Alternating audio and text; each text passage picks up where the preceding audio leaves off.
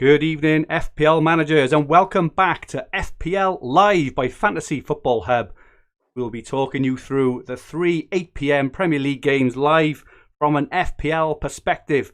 We'll bring you all the goals, assists, bookings, injuries, dodgy VAR decisions, and anything else as it happens live. And most importantly, what this means for FPL.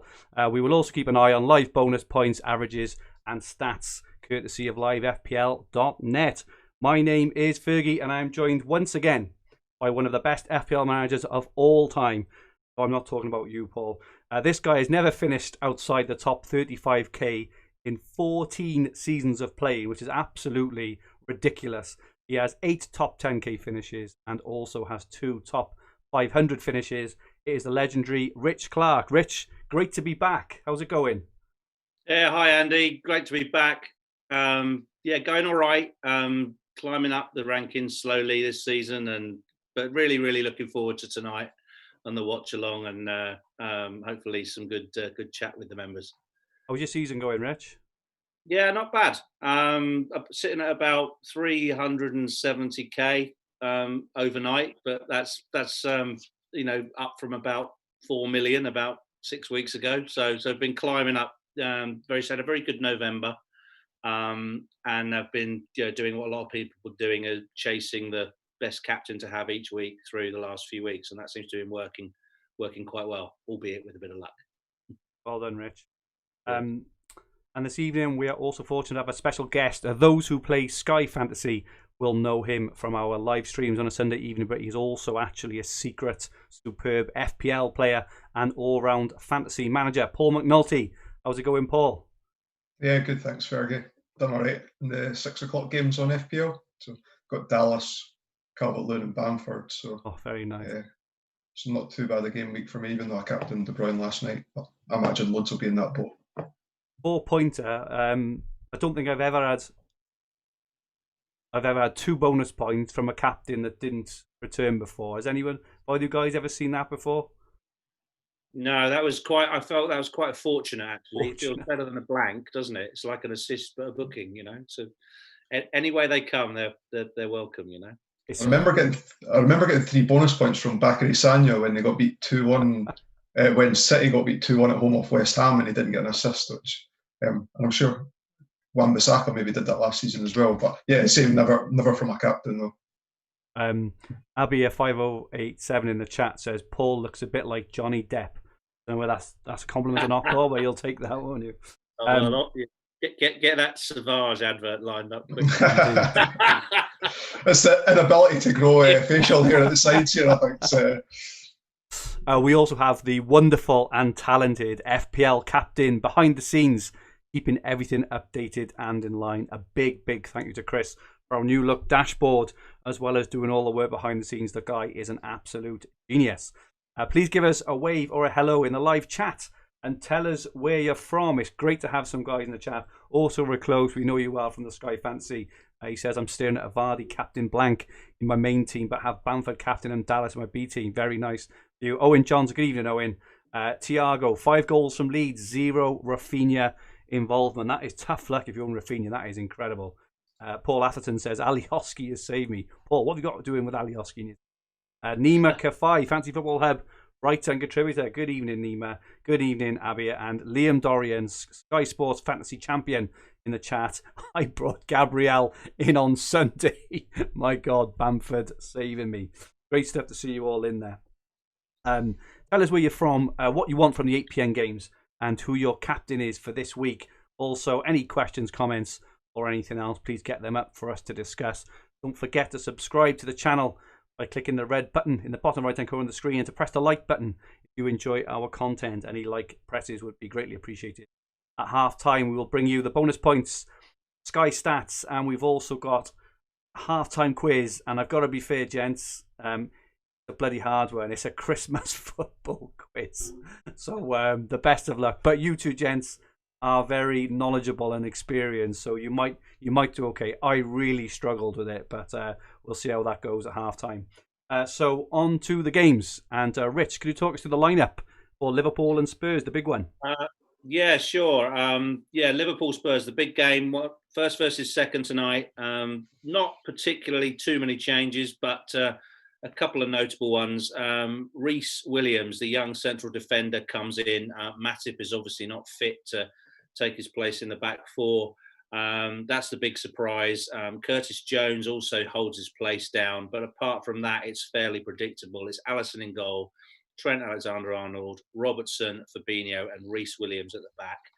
Curtis Jones continues in midfield alongside Henderson and Wijnaldum, and then up front it's the familiar Salah, Firmino, and Mane. Over on the Spurs side, I guess the big news from a fantasy perspective is Serge Reguilon doesn't make it tonight. He's only on the bench, and Ben Davies comes in for a start at left back. Lloris is in goal, Aurier starts at right back, and Alderweireld and Dyer in the centre. In midfield, there's no Ndombele, who's been starting regularly for Spurs. Sissoko comes in and holds alongside with Højbjerg. And up front, it's Bergwijn and Lo Celso supporting the dynamic duo of Son Heung-min and Harry Kane. Just in Wednesday, I noticed that Curtis Jones is only 4.4 million in FPL, and it looks like he's starting every game at the moment. Obviously, because the centre mid now is playing at centre back in Fabinho. Do you think Curtis Jones is kind of an enabling option at all? I guess it could be. It could be. I just always think, how long is that going to last? I guess over Christmas. While Van Dijk and Gomez are out, I don't know. Are they? Yeah, absolutely. Yeah, Fabinho looks like he's stuck at centre half, isn't he, for the foreseeable? So yeah, one of the cheaper Liverpool players could well be worth getting on the wild card if you still got one, or even soon. And Davis over Reguilon, do we think that's kind of a man marking job on Salah potentially, or? I'm a bit surprised at that one. I think he's been playing quite well. You're a Spurs fan, right, Fergie? I'm quite surprised he's been not given the nod for the big game. I'm very surprised as well because he's a very attacking player, but also if he needs to defend, he can as well. So I'm quite surprised. But we'll see about that. Paul, you're covering West Ham versus Palace. What's the news there? Yeah. So Palace have made 3 changes. Ward, Dan and Townsend come in for Klein, Cahill and Schlupp. So I'm thinking from a fantasy perspective, there's probably not much change or much concern for managers there. And for West Ham, I know a lot of people brought in Balbuena, thinking ahead for the double game week that's now been announced. He's cheap. West Ham's got a good run of fixtures, but he drops out the squad completely, and Issa Diop comes in to take his place in the single change for West Ham. So West Ham line up Fabianski goals, Kufal, Diop, Ogbonna, Cresswell, Rice and Sojcik and Holden, or double pivot. Bowen, Benrahma, Fornells behind Aller. Again, no Antonio in the squad.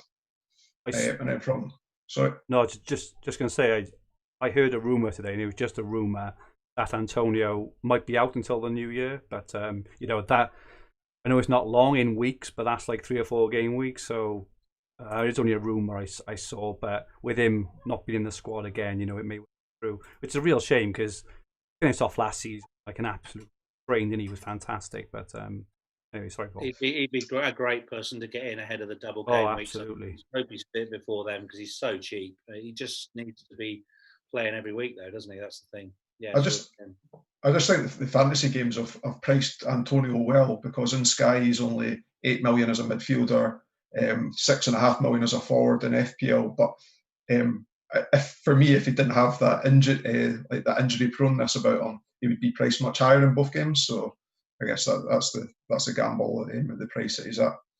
And then for Crystal Palace, it's Guaita and goals, the infamous Guaita this season.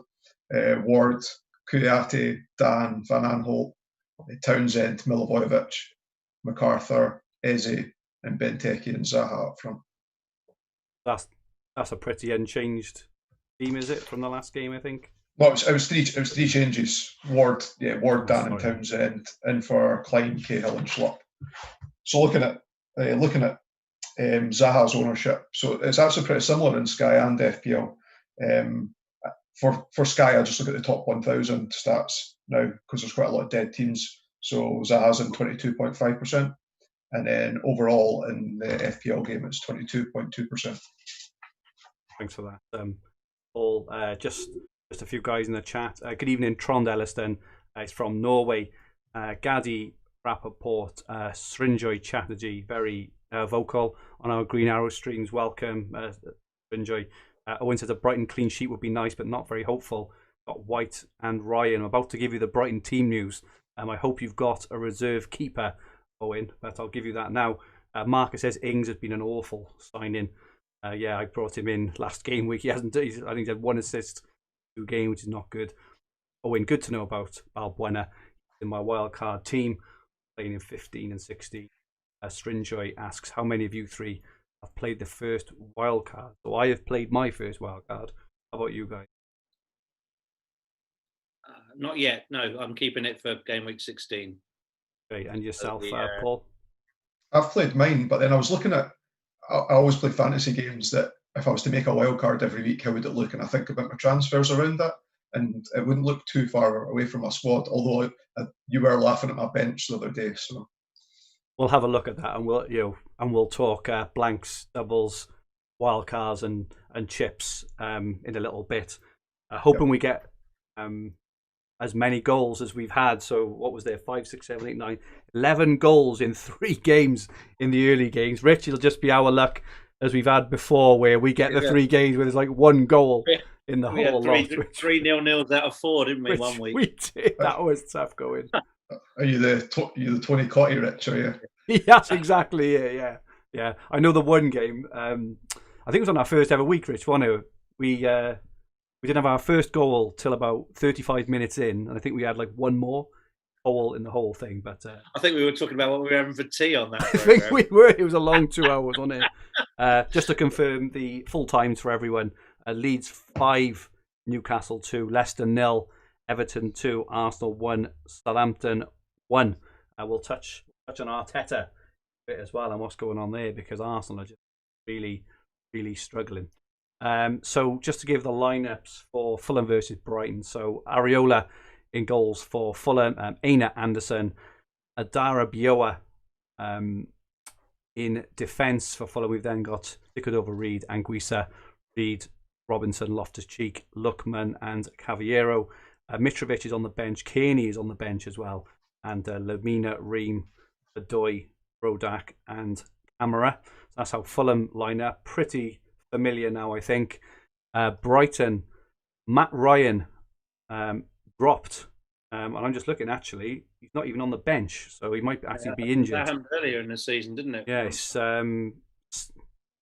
Steele in at the sub-keeper. So Sanchez comes in to start for Brighton. Ben White, Lewis Dunk, Webster, Lamptey starts after missing weekend's game, rested, and he was a doubt for this one, I believe, but he does make the start. Bissouma, Alzate, March, Lallana back from injury. So he went off a couple of weeks ago and he kind of ran down the tunnel. I think there were a few concerns he'd really hurt himself, but he starts today.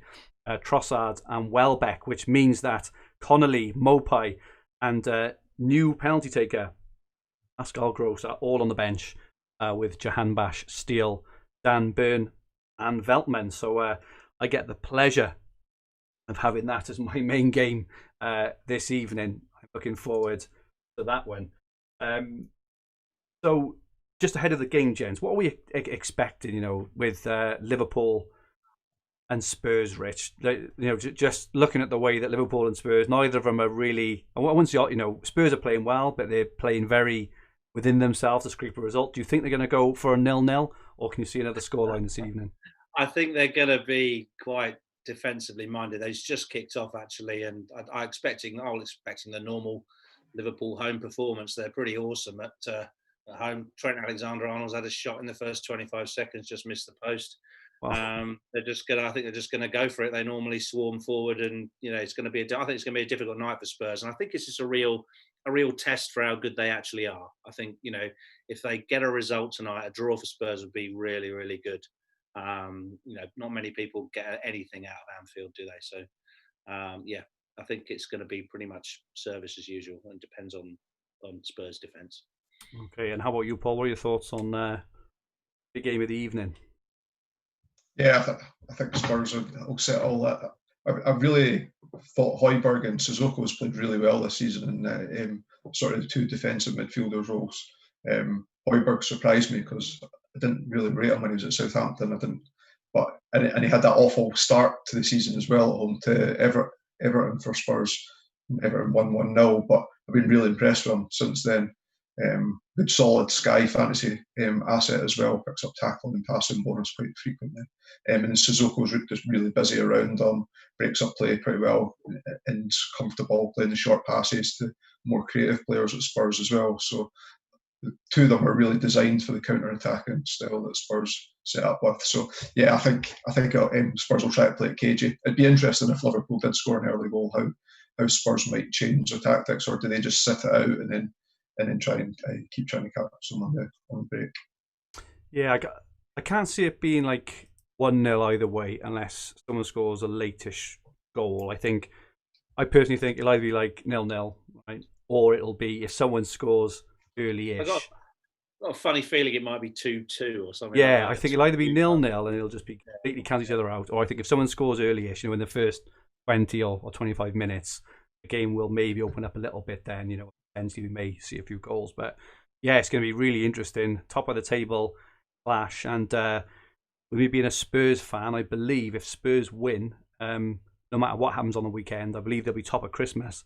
And I'm 40 years old, and I can't remember that ever being the case. So it'll be a first for me. So I'm really hoping that will that'll be the case.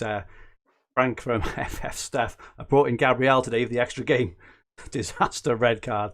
He had 2 yellows, so he only misses the one game week to Everton, Frank. It's not too bad.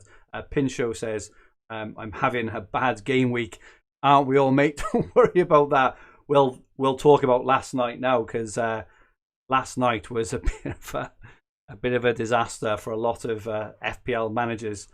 Srinjoy, I have Gabriel with -1. John Tyner, great to see you back, John. John was on all the streams we did last season. Very, very good to have you back, John. Hi, John.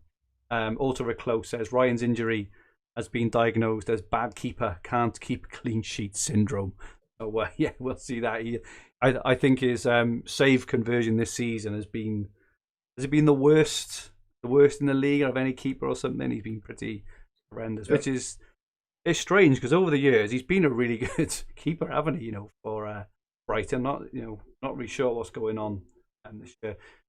John asks, did DCL get the assist for Holgate goal? He did indeed. He did, yeah. Did indeed. Yeah. And Auto Reclose asks for our Sky captains. I think Paul and I were both on Vardy, so not the best day. Yep. Not the best day indeed. So no goals as yet. We are in the 4th minute now in most of the games. No goals yet. So last night, chaps, I mean, I don't know about you, but I've gone for a premium defence. So I've got Reece James, I've got Ben Chilwell, and I brought in Ruben Diaz. I can't believe I was saying it out loud. I brought in Ruben Diaz for Andy Robertson as part of a longer term move to free up some funds. Part of an own goal investment. I thought absolute banker clean sheet against West Brom. I also thought he might have got a goal because they had a lot of corners. He didn't actually get on the end of one, but I thought he may have been good for some kind of effort. It was one of those ones as well that it's not like it's just total accidental. Obviously, it's not really his fault that he scored the own goal as well. In that instance, it was just hit against him, wasn't it? It was the only obviously they had the first attack, which was really well saved by Edison. Yeah. But other than that, there was just nothing, was there? And but yeah, and I also captained De Bruyne. I think actually that's all I had last night. So not lucky De Bruyne had the bonus because otherwise we'd be off would it be 4 off 4 or something like that. But I did see a couple of people on Twitter were taking -4s and -8s. I think somebody even had a -12 and got 5 off 4 with a -12. So they're going into today with -7 or something with 7 left. Bloody awful. But how did it affect you guys?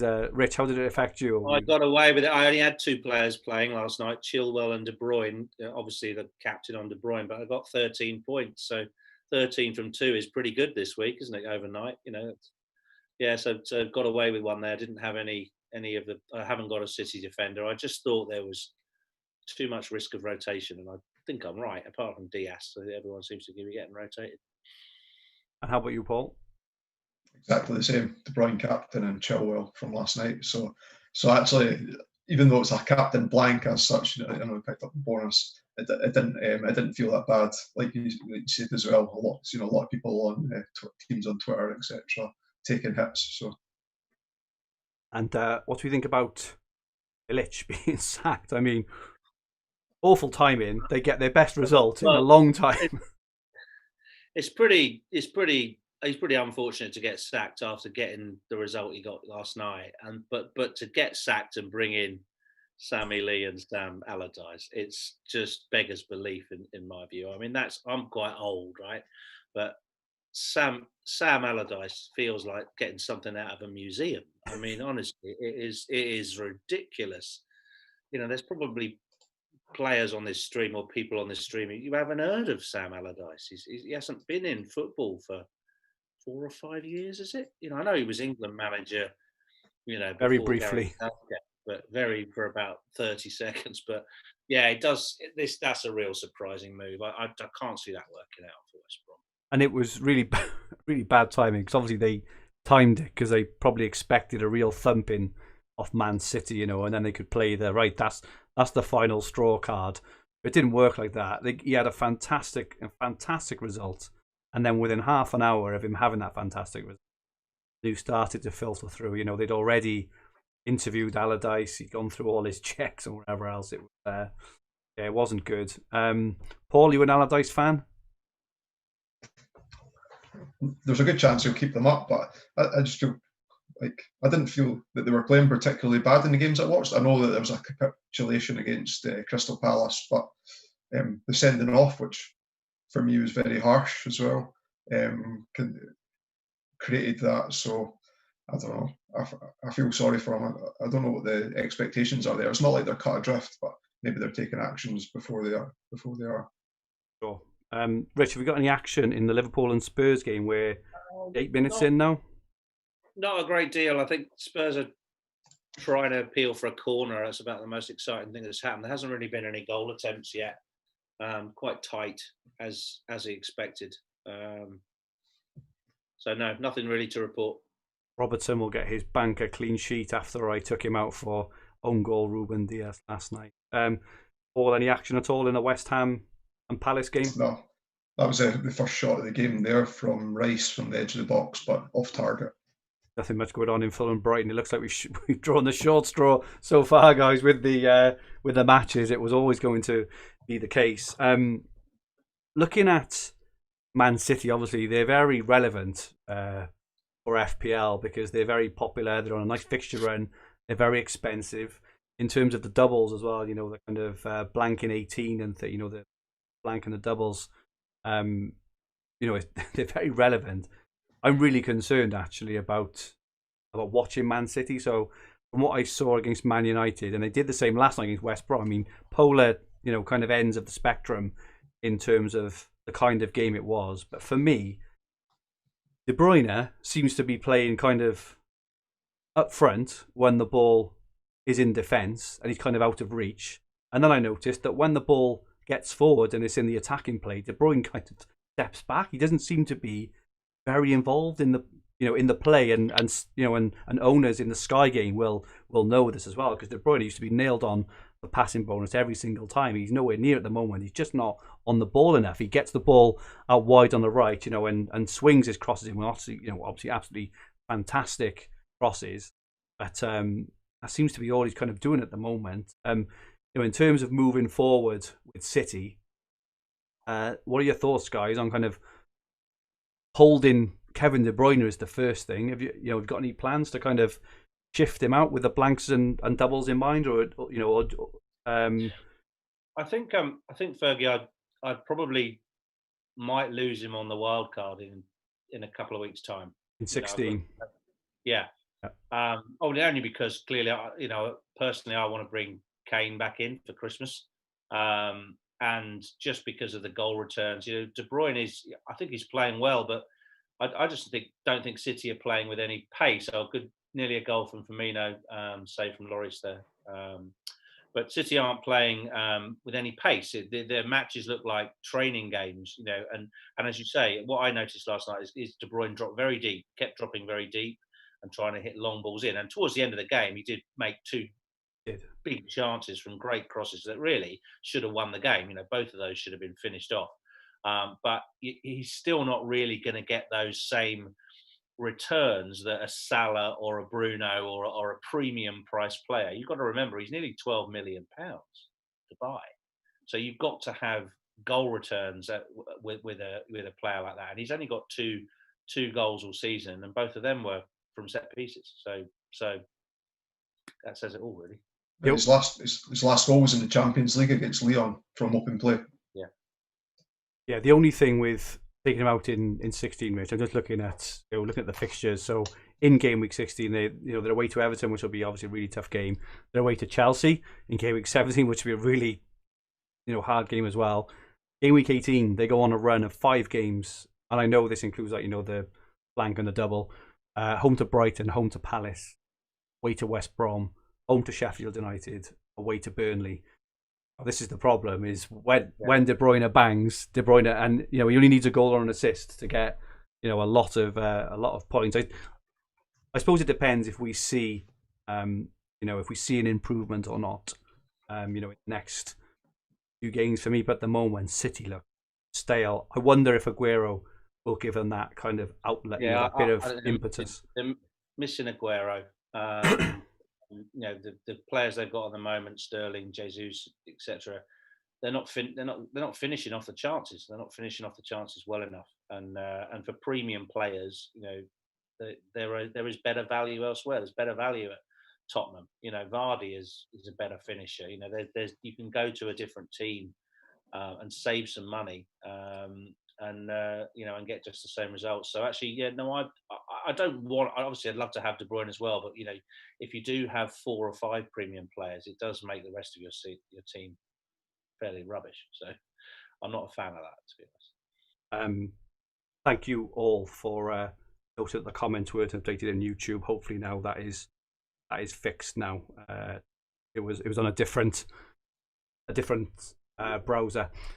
John Tyner says, I'm on 29 points so far with Grealish, Bruno captain, and Soucek to come in for Mahrez.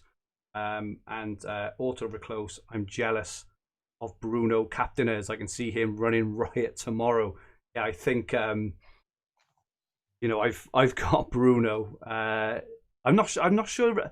Again, United just aren't playing very well. I think he'll get a return. Right, he needs he's the same as Bruyne, right? In terms, they only need that one return to get a really good score.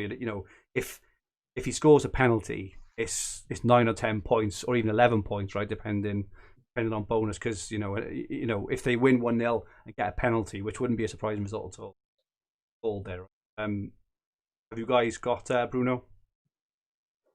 Yeah, I have him. Yeah, and I thought about capturing him, but the fixture and the logic and everything pointed to a thrashing between City and West Brom, so I didn't overthink it and just put it on De Bruyne.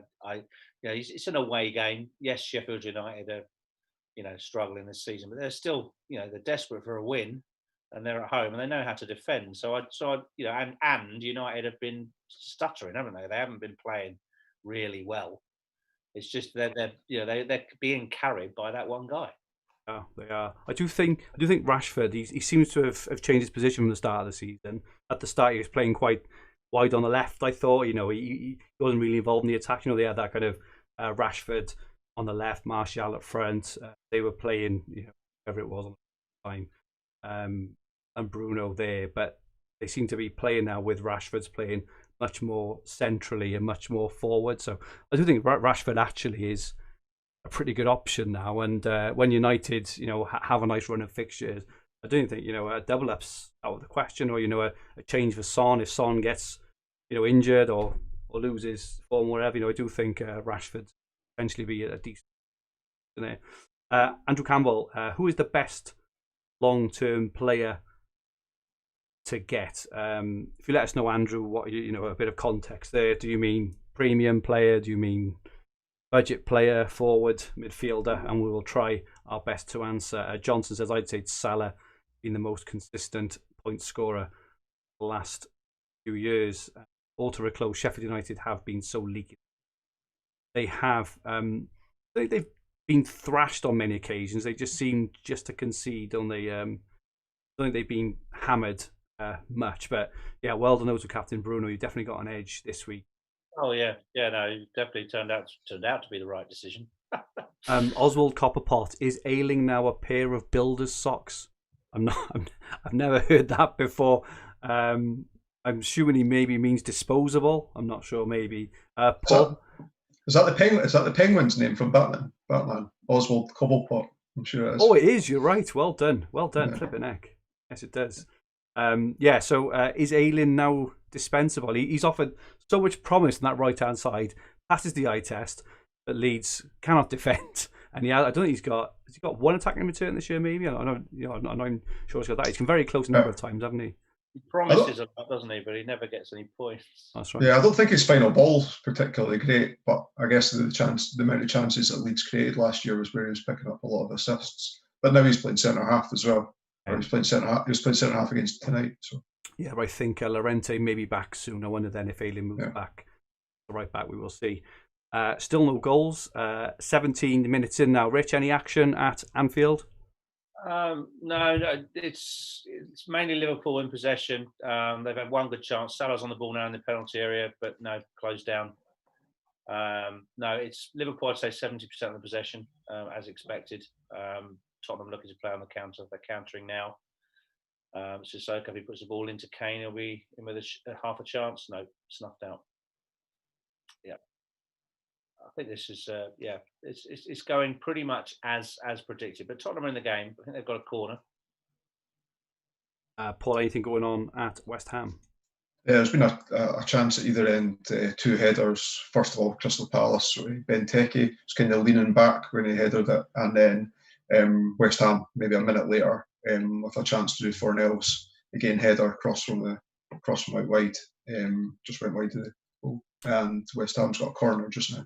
Something might be going on at. I thought something was going on at Anfield then, but it looks like it's carried on normally. Maybe it was that chance you were talking about then, Rich. But yeah. Okay, so we just had some questions on Gabriel and what to do with him. He'll only be suspended for one game. It's away to Everton. They've got those captaincy games in January. My advice would be keep, but we'll touch a lot more on that in the Sky pod on Sunday evening. So the blanks and doubles have been confirmed for game week 18. So we're going to have a blank game week 18, and then we're going to have a double game week 19. Obviously, it was only released yesterday. I haven't had a lot of time yet, actually, to kind of plan my strategy as yet. So I've used my wild card already, my first one. I used it in game week 3. My initial thoughts are, looking at the way they fall, looking at the way the fixtures fall, looking at the game week 18 fixtures, for me at first glance, and like I say, I haven't put much thought into it yet. I will put a lot more thought in, before we record the Green Arrow podcast next Wednesday, and I will have my plan in place. But at the moment, I'm looking at game week 18, and I've got a few players in there already to cover off main fixtures. But in terms of playing a free hit, there's nothing in there really for me that kind of really excites me. So my current thought, as someone who's used their wild card currently, is to potentially just see through 18 with kind of 7 or 8 players. Obviously, this may change, right? But for game week 19, then got the option actually of using the free hit in 19, or kind of looking to balance the team to have a decent team in 18, get a decent team out in 19, and either use the bench boost or triple captainship. Now, Adam Hopcroft, who joins me on the Green Arrow podcast, made a really good point this morning, and I bet it'll kind of resonate with a lot of people actually in the chat around having a bench you don't really want, full of half decent players, expensive players, because you know sometime down the line you're going to need him for your bench boost. Now, he made the point of if you do manage to get your bench boost kind of out of the way in game week 19, bench boost is generally quite an overrated chip as well, I think. You know, it's very rare that your 4 extra players will score, you know, even 5 or 6 points each. You know, if you like, generally, if you get your kind of 4 appearance points out of them, you've normally done okay, actually. But he says if you do manage to get your benches out of the way, you can then potentially wildcard either in 20 or a bit later on. And then actually you don't have to worry about having a reserve keeper, about having a great bench, for example. You're just playing the rest of your game then, without having these distractions all the time. Now, I'm personally an advocate of that because I've found, over the years, and, again, I don't know if this happened to other people, where I've tried to be too clever a lot of the time. You have like a blank in 28 and a blank in 28. What I've found myself doing is taking out perfectly good FPL players, try and fill my players with the team to get out in 28, just for example, or for a double in 31 or whatever it is. And what I found is the players I'm taking out are perfectly good FPL players, pick them for a reason, and they go on and score goals. Whereas the players I put in to try and load up for the double game weeks don't actually do anything, and it actually has a big adverse effect on what I want to do. And Auto Recruit actually has just put it. He's just articulated much better than I did. BB can deter your team in terms of strategic planning, and I completely agree with that. So I'm personally tempted, and I'm going around in circles a little bit here, but to get the benches maybe out of the way, so I can just get my team set then for the rest of the season. Have the 4 million keeper, have the 4 million 15th player, maybe have one playing bench and one. Just really, really early thoughts.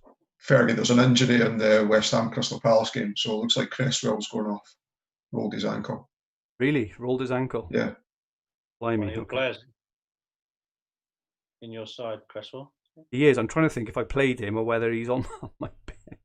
You'll get one for Diaz's 0, So I think I've actually played him. I think I've played him. So my back four this week is who's my back four this week? At 1 point, I got Chilwell, so I've got Chilwell. Chilwell, James, Diaz, and Cresswell. Reeshing's 1 pointer, Ruben Diaz 0 pointer, and Aaron Cresswell, who's currently keeping a clean sheet. All right, albeit only 23 minutes in. He is also going off for a 1 pointer. Absolute disaster. Thank you, Paul. Thanks for ruining my evening. Rich, I don't know if you remember, but we did actually do a stream on the weekend before lockdown. Actually, we did a live stream, and I managed to take out Mane and Vardy, and Mane scored 2. And Vardy scored 2. So every time a goal went in, it was absolutely that's the worst kind of transfer. You sold absolutely. Immediately alls. Yeah, it's awful. I mean, I suffered too many of those this season, 1 or 2, but nothing really bad. But yeah, I mean, this whole, getting back to your point about game weeks 18 and 19, this whole build up, people are going to start acquiring players now this weekend for something that's happening in 5 or 6 game weeks time. Like Cresswell. Yeah, well, they will. They'll start buying Balbuena, and Balbuena didn't even start tonight. There's all talk that you got to get your 3 West Ham in quickly, and but they're not necessarily the best players to own over Christmas and New Year. You've got to get players that are going to play, talisman like Kane and Grealish, and people are going to start every game, because otherwise they're going to get rotated, and you'll lose points over Christmas that you may gain off the bench in 19. So you've really got to be careful about the timing, I think. And I was going to say to you, if you haven't got a wild card to spend, how many players do you think you'll have already for game week 18? In which case, try and save the free hit and use it in 19 instead. Yeah, maybe. It's another option. Yeah, because I think 8 or 9 players will be fine for a 5-match game week. And it's not I'd rather save the chip than use it. But I haven't had time to really look at it yet. I think that I've got 6 or 7 at the moment, maybe 6. So I can very easily get kind of 7 or 8 out. And of the rest of the games, and this is the thing, there's no real plum of the games. They're all kind of quite close. Salah scored goal. Salah. Salah scored. Yeah, for Liverpool. It's a bit of a scuffy one. Loops up and goes over the keeper. I'll tell you who the assist is on the replay. But it was not bloody Robertson I took out for Diaz. 1-0 to Liverpool. 1-0 to Liverpool. We have our first goal on the stream, 26 minutes in. Salah, who I don't own in FPL either. It's a disaster. I bet you Robertson's got the assist. If Robinson's got the assist, I'm going home. I think it's Curtis Jones' assist. Curtis Jones, the 4.4 million midfielder who, yes, Gadi, Rappaport, Pete Gray. Takes a bit of a deflection off Alderweireld. I know we got Diaz given an own goal last night. I don't think this is an own goal. I think it was going in the opposite corner, but bear with us. If it's an own goal, I'll tell you. But it come off Alderweireld on its way as it looped up over the keeper. We've got a lot of yeses and booms and everything else in the chat. Well done, Gadi, Rappaport. If you captain Salah, that was a solid choice. He's always worth captaining in a home game. Doesn't matter who the opposition is. So reliable. He is. I'm bringing him in this week, I think. A week too late. Nima, Kafai, Strinjoy, Chatterjee, Frank, FF Stuff. They're all booming and saying yes. They've all got Salah. So well done, everyone who's got Salah. And it is indeed Curtis Jones, 4.4 million. Fifth midfielder, Curtis Jones. He is a very, very good shout. If he'd have scored that goal on the weekend, the one where he kind of ran through from the middle of his own half. He'd done some really good skill on the edge of the box. And he almost scored, and the keeper pulled out a very good save. I think if he'd have scored that, there would be a lot more chat, because it would have been goal of the season for one, but also he would have had those points, and you know how this game is. It's so fickle in terms of someone cheap scores a goal, everyone jumps on and buys him. But I think Curtis Jones is not a bad fifth pick. If you're looking for that kind of enabler, to have an extra premium, you've got to get a player like Jones in, who, and if he does play, it's a bonus. But if he's your fifth mid, he's just had a shot goal actually, forced a good save out of Lloris. So yeah, he's having a good game tonight. Just while we're talking about him,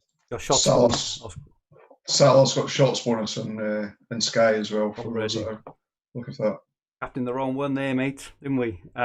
Payne Harris says takes a deflection, a bit of an understatement there, Rich. The feedback we're getting. Well, it was very close to Alderweireld. So Salah hits the shot, but Alderweireld's only about a yard away from him, and it just loops up off his boot over the keeper. I mean, the keeper just was completely wrong-footed, but it's been given to Salah at the moment. There's no question of it being an own goal at the moment. It looks like at the moment. Sorry, yeah. So it's been updated to no assist at the moment. So we will wait. Has it? Okay, they're obviously looking at it as to whether it is an OG, but I don't think it is unless Salah's shot was actually going wide. Cresswell's still on the park, Fergie, but he is limping about. So I don't know. Fredericks took off. I think it was Fredericks took off his training top as if he was going to come on, but he is still on the park. Oh, come on, Crezers, hold on. That would be amazing.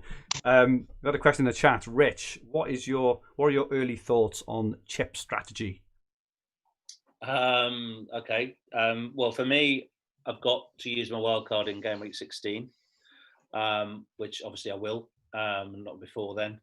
I'm looking to set up a team. I think that if you have got a wild card, it makes sense to use the bench boost in game week 19. Last year, I got 3 points off my bench boost and used it in game week 34.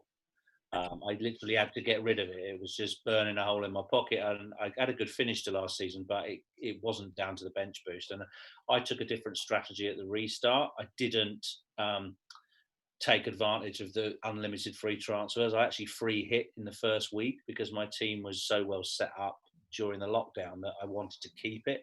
I didn't want a team full of Aston Villa and Sheffield United players, so I took a different strategy. But some of the scores that week, if you remember, off the bench boost on that resumption weekend, people were getting 150 points. Wow. So I think Adam Hopcroft got 152 points off a bench boosted team with unlimited transfers, and a couple of the other hub contributors got massive scores. and I took a lesson from that. I thought, if you've got an obvious bench boost week that looks you in the face, and with 15 games, it doesn't get any better than that. I don't know. There's an argument that says perhaps Salah with 2 home games, a triple captainship would also be a good chip strategy for that week, because you may not get another double Salah home match game week to bank your triple captainship on. So that's another use. But I will certainly be setting up a team for game week 19, and then I will probably free hit in game week 18 to answer the question. Yeah, so that's spending a lot of chips in rapid succession. What do you think about, because there will still be blanks and doubles kind of later on, and the standard sort of strategy that, I think actually ever since the chips have been introduced in whenever it was, 2015, 2016, it's always been to hang on until the kind of latter part of the season. That's something you're definitely not contemplating. No, I think because at the moment I haven't used a chip at all. I'm one, in the minority who's still got a first wild card. I will set the team up, not completely with 30 double game week players. I will try and set it up for the next 10 game weeks, which means I'll be able to go very, very deep before I use the second wild card for a subsequent double, and still have a triple captain or a bench boost left to use. And I think that will be... So goal with Spurs. Goal with Spurs. Oh, okay. Yeah, Son has scored by the looks of it. Sorry, he scored while I was whittering on about my wild card. Come on, Son. Son. Get in.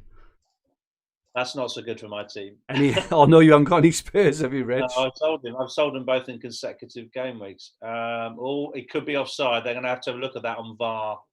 Yeah, I think they are looking on VAR. This might get. He's finished it very well. He's finished it his usual way. It's a counter attack. Runs through. He's such a superb finisher. But I think this is going to get VAR'd, guys. He looks in front. He doesn't. You don't even need the lines. I don't own Son either, so fingers crossed. I think Kane's offside as well. So I think two Spurs players from the last defender. Double offside. Yeah. Something might be happening as well in the Fulham and Brighton game. We'll just wait to hear if anything comes of that. But doesn't rain, but it pours. Yeah. It's been given onside. It's a goal. Oh. It has been given as a goal. Yeah, he's onside. It is. Clapping away. It's 1-1. It has been confirmed. 1-1. Heung-min Son, get in, my son. Both from a Spurs view and an FPL view. I'll take that. Adoring. I think it was a Lo Celso assist. I think. Oh, not a Kane assist. That makes a change, don't it? No, Kane was running up, but he was not the supplier. Nima's now shouting it's getting ruled out, but it looks like it's been given to me from what I can see. But Martin Beasley, I don't celebrate anymore, Fergie. I hate VAR. It's really and it's funny because we've got Srinjoy says that's onside, and right underneath Kane Harris said he's offside. It's quite funny actually. So yeah, how close it's all been on the TV. But it was very close. But yeah, it must have been level. Definitely a goal then, yeah. Yeah, they won't reverse it now. They're playing on, yeah. Playing on, right? Okay. So just looking at the averages, so FPL averages. So at the moment, I don't think this includes the Son goal. I don't think it's been in there yet.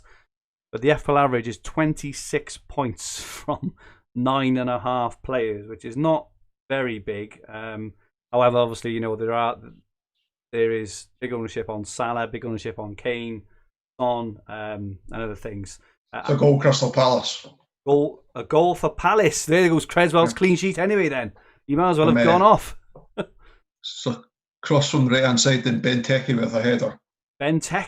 Christian Benteke, 1-0 Palace. Wow, that is not good for West Ham defenders. He's having a bit of a resurgence, Benteke, isn't he? Yeah, he got booked earlier on, but he has had a couple of half chances. He had that header earlier on in the half as well. Doesn't like buses, look. We don't get a goal and then we get 3 in 10 minutes. Yeah. Unbelievable. Great stuff. Someone's through again, but got brought down. Salah might get a book in here. I don't know. I think it's Andros Townsend with the assist. Andros Townsend assist. The highly owned. The cross has come from the right hand side.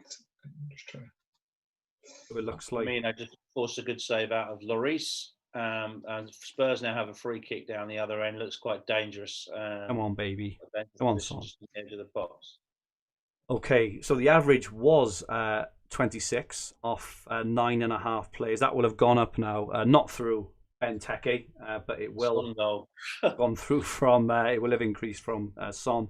72% of captains have been played. Just in terms of effective ownership, in terms of the players playing this evening, Heung-min Son's effective ownership is 72% of players. Actually, I think top 10k. So Son, 72% effective ownership. Calvert-Lewin high as well, 67%. Bruno, who's playing tomorrow, 67%. Kane only 55%, and Salah only 49%. Grealish 49%. Bamford 45%. And down, just have a look if anything. Breswell 10%. Mahrez 12.6%. So obviously whoever you've got on your bench for Mahrez, everyone, he will be coming on. Mahrez is just a nightmare to own in fantasy football, isn't he? So frustrating. He's just a no-go, really. He's feast or famine, isn't he? But I suppose you never know if he's going to play. Every week you'll be looking at that team sheet, going, "Come on, please, please," you know. And 50% of the time or more, you're let down. And even when he does play, you know, if it seems that if he doesn't score a hat trick, he's brought off after 60 or 65 minutes, don't it? It was Joel Ward with the assist for Crystal Palace. I knew it'd come from the right hand side.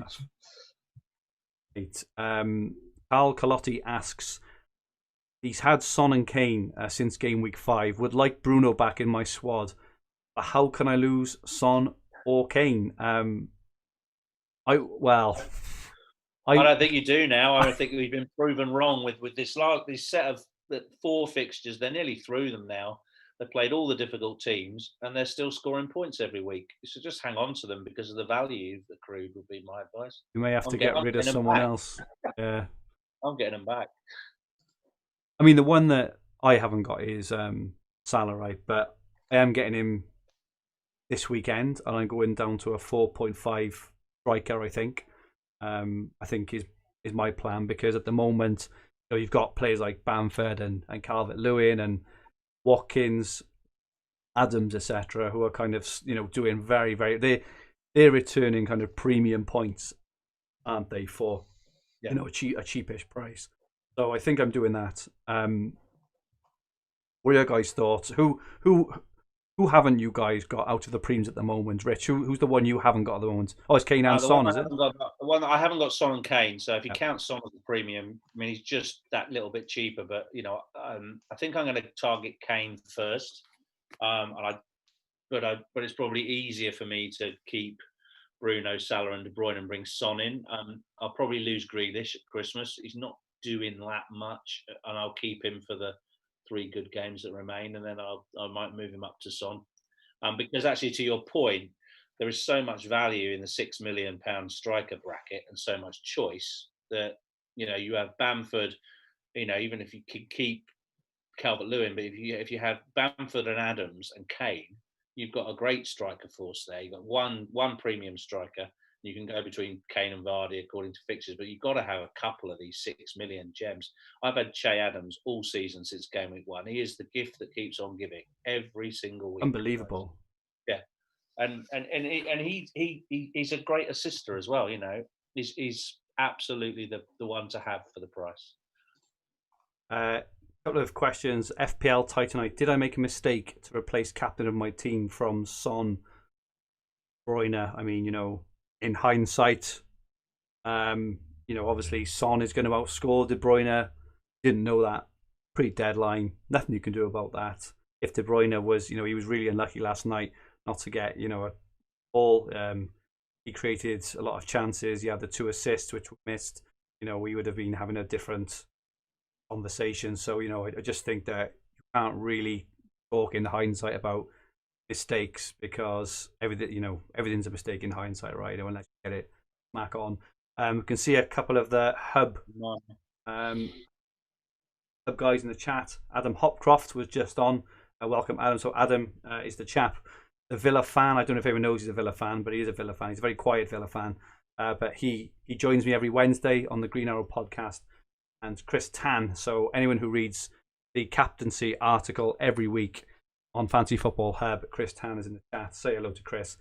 If you don't read Chris Tan's Fantasy Football Hub article on captains every week, make sure you read it. It is one of the best articles we put out every week. Good. It's absolutely fantastic. I noticed the average has just popped up to 31.94 now from 9.5 players. Just having a look. In terms of captaincy, what is captaincy stats? I need to check these. I'll have a look at these and make sure they're right. I don't want to be giving false information. This is for the whole game. So it says Bruno Fernandes was captained by 19.57% of the whole game, and he was the highest captain player of the whole game, which is interesting and scary as well. De Bruyne captained by 16.15% of the whole game. Salah. Is that all? Is that right, Fergie? I think it is, yeah. This is of the whole game. So this is of the whole, 7 million players, right? Right, wow. Salah captained by 11.82, Kane 10.68, Son 7.88. So Salah and Son both delivering this evening for big-ish hauls. So we could be looking for a drop this evening overall. I'll get the top 10k stats up now. This is all off livefpl.net. If anyone doesn't use livefpl.net, make sure it's absolutely fantastic. Every single stat you could ever want. Live updates on scores, averages, mini leagues, and everything else we fit for everything. Good.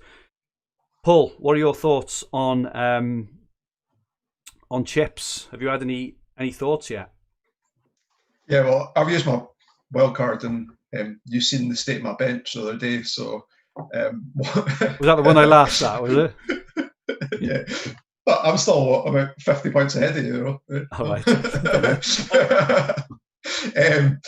No, I have been quite lucky with non-injuries to my 11 starter players every week, because if I did have I'd have some issues. But so on that basis, I need to sort my bench out. So I'm going to downgrade Robertson this week to upgrade to a 4.5, and then another upgrade on my defenders, so that I've got more playing players. I will focus on game week 19 players on that basis, and I think I'll use a free hit in game week 18, and then make a decision on 19. If I don't get a good bench to use a bench boost, I'm thinking of using the triple captain on Salah.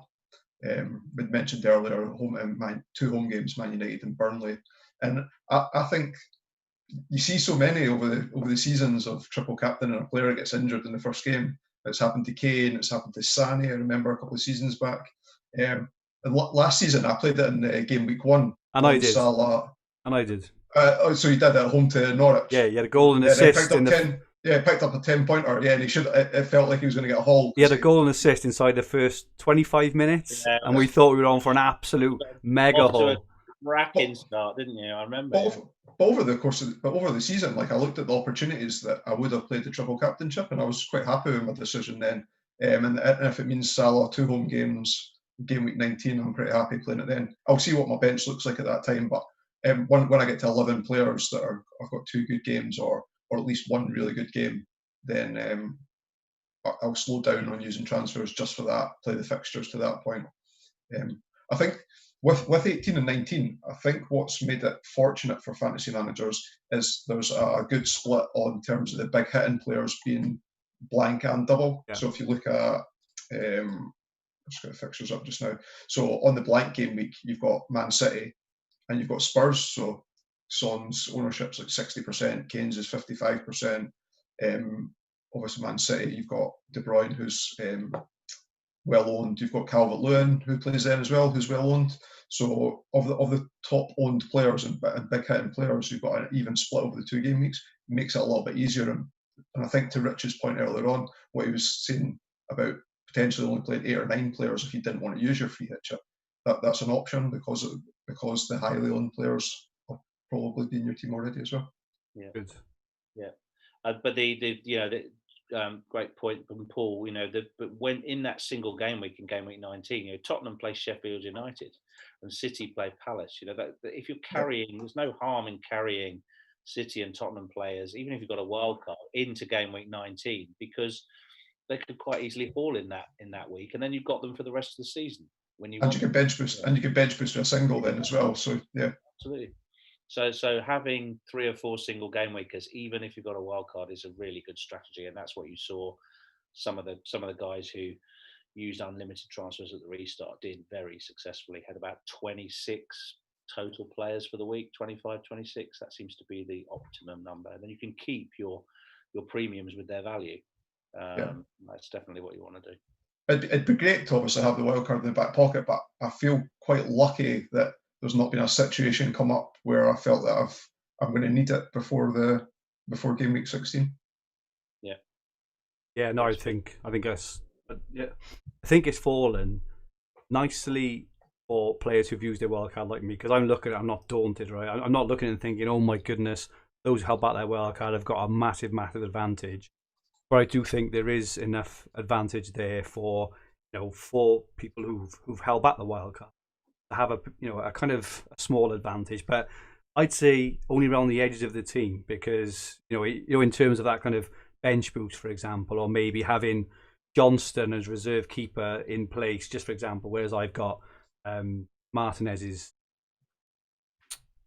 a reserve in at the moment. You know what I mean? I don't think there's a big as advantage as I've seen in previous years. I remember last year looking at it and thinking, oh my goodness, those who've kept back their chips are absolutely laughing. Whereas this time I'm just a bit, I'm reasonably pleased, and I think the wild card I played back in game week 3, where I kind of just restructured my team to get a decent, not having a fantastic season by any stretch. I'm about 600 odd K, but that at this point is okay. I think there's a lot of very seasoned managers who are really struggling, in the kind of 2 and 3 millions at the moment.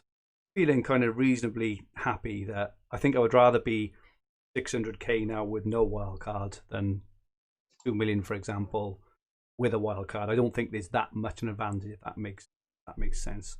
It's half time, gents, in all the games. So Fulham 0, Brighton 0. I've had the pleasure of looking at that one. Liverpool 1, Tottenham 1. So a Salah goal. We think it's gone down as no assist. And Son equalising for Spurs with a Lo Celso assist. And then West Ham 0, Crystal Palace 1. Christian Benteke from a Joel Ward assist. We've only had the 3 goals so far. Here's hoping we can have a few more goals in the second half.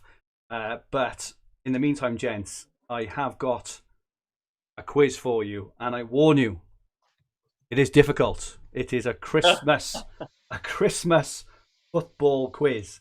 So I'm just gonna warn you as I say that it is not the easiest. So for those who haven't joined us before for our quizzes at half time, I'm going to read it out. It's very difficult, I will say in advance, but could you not put in the chat your answers? Could you just keep your answers to yourselves, and then at the end, then we will go through the answers, keep scores. How many questions, buddy? I've got 15, but we'll see. Okay. We'll see how many we get through, before the second half starts. So, question 1: which manager had his festivities ruined after his dad was sacked on Christmas Day during Christmas dinner? It was either Jose Mourinho, Arsene Wenger, Gus Hiddink, or Luis Felipe Scolari. So that is question 1. Which manager had his festivities ruined after his dad was sacked during Christmas dinner, Christmas Day? Do you repeat them? Mourinho, Wenger, Hiddink, or Scolari. That is question 1. Question 2. When was the last Christmas Day held in England? Sorry, last Christmas Day game. Last Christmas Day game held in England. Was it 1947, 1933, 1959, or 1973? Wow. So when, I told you it was hard. When was the last Christmas game? Christmas Day game held in England? 47, 33, 59, or 70? Question 3. Where does FC Santa Claus come from? Are they based in Lapland, Norway, Denmark, or Iceland? So where do FC Santa Claus come from? If you know them in the chat, please don't shout the answers out. That's all right yet until we get to the end of. That is 3. Question 4. Which of these pundits from Soccer Saturday was born on Christmas Day? Jeff Stelling, Chris Kamara, Charlie Nicholas, or Jim White? Which of these pundits was born on Christmas Day? Jeff Stelling, Chris Kamara, Charlie Nicholas, or Jim White? Question 5. Which Premier League side holds the record for the highest points tally at Christmas? Is it Manchester United, Chelsea, Arsenal, or Liverpool? Which Premier League team holds the record for the highest points tally at Christmas? Man United, Chelsea, Arsenal, or Liverpool?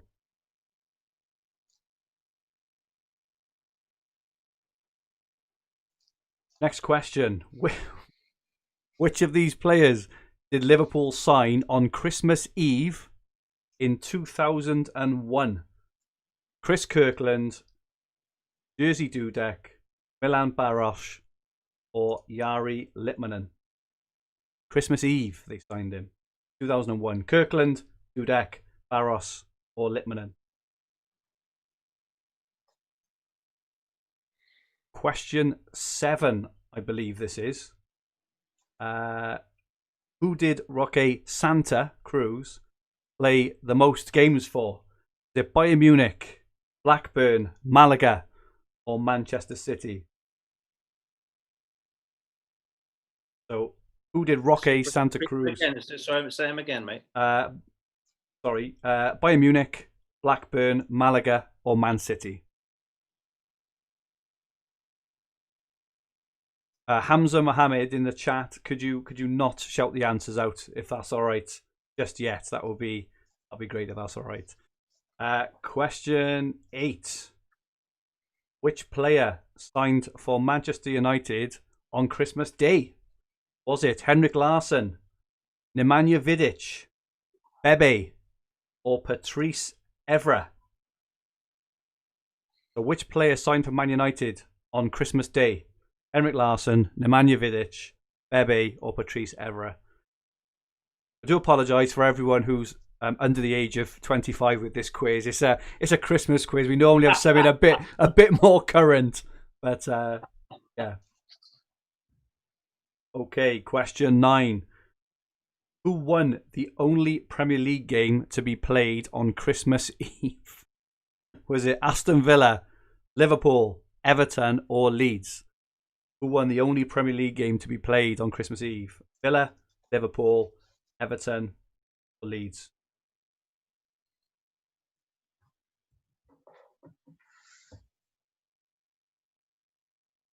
Question 10, and you should know this. What was funny about 1937's Christmas Day fixture between Charlton and Chelsea? Right, just write down A, B, C, or D for this one, okay? So the game was called off after they lost their only ball. A fan threw a Christmas pudding at the referee. The game was suspended due to fog without one goalkeeper realising. And Charlton forgot to turn up, so Chelsea won by default.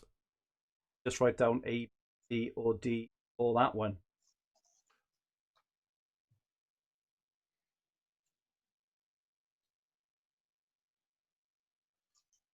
We'll have a couple more questions and then we'll go through the answers. Question 11. What historical change did Arsenal make on Christmas Day in 1886? Did they start wearing blue shirts? Did they adopt a cannon as their logo? Did they change their name to Arsenal? Or did they start playing possession football? I like that one.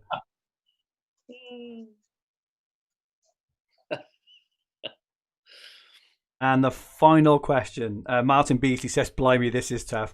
I do apologise, Martin. I've just kind of pulled this quiz from somewhere. Just a Christmas-related quiz.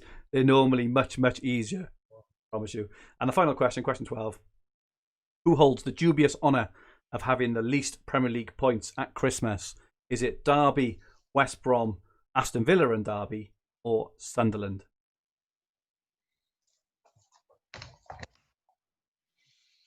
They are the 12 questions. So we will run through the answers. Apologies, guys. What a horrific quiz. Absolute stinker. If I've got more than 4, I'll be amazed. If anyone gets 5 or 6, I think you've done. I think you've done really, really well here. So, question 1: which manager had his festivities ruined after his dad was sacked on Christmas Day? What did you say, Rich? I think it was Scolari. I'm a Chelsea fan, and I remember him moaning about it. And I think Hiddink was brought in as his replacement, wasn't he? Okay, and Paul? That's a guess. I put Hiddink, but I have absolutely no idea. The answer was Jose Mourinho. Apparently, it was during. What was it? It was during Christmas dinner too. Brutal. Was it? Question 2: when was the last Christmas Day game held in England? 1947, 1933, 1959, and 1973. I put 73. I put 73. Yeah. The answer was 1959. Coventry beat Wrexham. Coventry beat Wrexham 5-3 in the 3rd division, while Blackburn beat Blackpool 1-0. Okay, where does FC Santa Claus come from? Lapland, Norway, Denmark, or Iceland? I said Lapland. I put Norway. Norway. We have our first correct answer of the evening, and it is Lapland. Gloriously, it's Lapland. FC Santa Claus are based in Rovaniemi, the commercial capital of Lapland. Which of these pundits were born on Christmas Day? Jeff Stelling, Chris Kamara, Charlie Nicholas, or Jim White? I put Charlie Nicholas, but I've guessed them all. So Chris Kamara, I went for. Unbelievable, Jeff. It was indeed Chris Kamara. Rich is on a roll. He's got 2. Question 5. Which Premier League side holds the record for the highest points tally at Christmas? Man United, Chelsea, Arsenal, or Liverpool? Is it Liverpool? I put Liverpool as well. The answer is Manchester United. They set their Christmas number 1 all the way back in 93-94. That is quite an old record, that. Wow. I would have said last year it was Liverpool didn't drop a point till February, did they? Which of these players did Liverpool sign on Christmas Eve 2001? Kirkland, Dudek, Barros, or Litmanen? Went for Milan Baros. Oh. Yeah, I went Litmanen, but I think it's wrong now. The answer is Barros. Rich, you're on fire. He was unveiled as a Liverpool player on Christmas Eve, but didn't play until March due to work permit issues. Who did Roque Santa Cruz play the most games for? Blackburn, Malaga, Manchester City, or Bayern Munich? Bayern. It was Bayern. He made 155 appearances, scoring 31 goals. Which player signed for Man United on Christmas Day? Larsson, Vidic, Bebe, or Evra? Larsson. Yeah, I put Larsson as well. So I knew he played half a season. So. Was Nemanja Vidic. What a Christmas present that turned out to be. Question 10. Who won the only Premier League match to be played on Christmas Eve? I think it's question 9, actually. Was it Villa, Liverpool, Everton, or Leeds? Liverpool, I guess, just because they win more. Good guess. I put Villa because Hopcroft's in the chat. Close. It was Leeds United. Leeds fans enjoyed the perfect early present as Gary McAllister, Tony Yeboah, and Brian Deane guided them to a 3-1 win for Man United back in 1995. What was funny about 1937's Christmas Day fixture between Charlton and Chelsea? I thought it was the fog with the keeper not realising it had been called off was the funniest answer, so I went for that. I put lost ball. Answer was the game was suspended due to fog without one goalkeeper realising. So it's true. Sam Bartham remained on the pitch without seeing everyone else had left and was only informed 15 minutes later by a policeman who happened to walk past him. That is absolutely fantastic. That is brilliant. That is absolutely superb. Superb. Alex McCarthy's tweet, isn't it? It is. What historical change did Arsenal make on Christmas Day? Started wearing blue shirts, Cannon, changed the name to Arsenal, or started playing possession football? Didn't they used to be called Woolwich Arsenal, and they changed it to Arsenal? But I don't know whether it was at that point. Yeah, so I've gone for the change name. For the same reason, I went for the change name as well. It was changed to Royal Arsenal in 1886. They also decided upon it in a pub, having just won 6-0, so it could have been a lot worse. So yeah, they were Woolwich, I believe, wasn't they? But apparently they changed the name to Royal Arsenal in the pub after a 6-0 win. Fantastic. Stringjoy was very disappointed that no pudding was thrown at the ref. That would have been a fantastic answer. And who holds the dubious honour of having the least Premier League points at Christmas? Derby, West Brom, Aston Villa and Derby, or Sunderland? Derby. Yeah, I put Derby. A nice red herring for Derby and Villa. It's quite strange. It wasn't a red herring. It was Aston Villa and Derby. So Villa. Yeah, I wondered. Yeah, I wondered why you had mentioned that. And I thought yeah, I'm not sure. Not sure. Just to say, the Liverpool and Spurs game has just kicked off for the second half. Yeah, just kicked off second half. Villa was so awful they equalled the record Derby set during their Annus Horribilis. I think that's Latin. In 07-08. Merry Christmas, Villa fans. Oh God, what a chance for Tottenham. Bergwijn. I thought you shouted goal then, Rich. Just put it wide, yeah. Yeah, just put it wide. Wow. Great chance early in the second half. Only 30 seconds gone. Well, I hope everyone in the chat enjoyed that quiz. Very sorry, it was the hardest quiz we've ever given, but it was the only Christmas football quiz I could find. Paul, I think you had 1 or 2? I got 2. I should have picked. I had considered just picking a letter. Yeah, you should A, B, C, or D, and then just done it all the way down. Yeah. John Tyner got 5. How are you, Rich? I got 6, Ferg. Wow, that is mightily impressive. You do have a habit, Rich. I've got to be fair to you, because I've given you some pretty tough quizzes over the months. You do have a habit actually of pulling out some pretty good scores. I got the Scotland. I knew I'd struggle because I got the Scotland question wrong on the hub contributor quiz on Friday night. Oh, you did. You're right. Yeah. James Casey, are Sheffield United going to set a new record this year for lowest points at Christmas? What has happened to Sheffield United? I mean, from going to such a fantastic, you can't just blame it on Dean Henderson not being there, right? He made some really good saves, but their underlying stats last year, defensive stats, are really good as well. What's happened there, guys? Any thoughts on that? Yeah, O'Connell was a big miss for them as well. The way that the teams played, he was integral into the sort of attacking centre backs, almost like overlapping centre backs. They didn't score enough goals really. Even last year, scored some goals, but it was their defence, wasn't it? It was their clean sheets. They were in line with the Golden Boot. Henderson kept a load of clean sheets, and I think the fact that he had a very strong keeper there, and as you say, O'Connell, really strong back 4 or back 5 at the wing backs. They were solid, really solid at home, and they were just, a lots harder to break down. Plus, the Lundstrom effect was for the first 3 months. He was unbelievable. Unbelievable. He was such an exciting player for them, wasn't he? Then they signed Sander Berg, and it kind of all just went a bit south. He was on pens for him. He was, it's a bit of a strange one. It's been a change for West Ham at half time. Lanzini's come on. I'm just trying to see who it is that's went off. Okay. Is Creswell still on the pitch? The legend. Look at that now. So it's still for those who've just joined us now. We're going to go through. Celso's just been booked for a challenge on Robertson. Thought Robertson's still hobbling a little bit. I think he's going to be okay, but he was booked for a nasty challenge. So for those who've just joined us, we will be. Oh, sorry, Paul, go on. It's Fornells that's come off, and Cresswell is still in the park. So I had seen him. I thought he pulled up again, set for a second time at the end of the first half, but he's lost his clean sheet now anyway. Fergie, right? Determined to get his 2 points, though, isn't he? That's the thing. Can't fault him.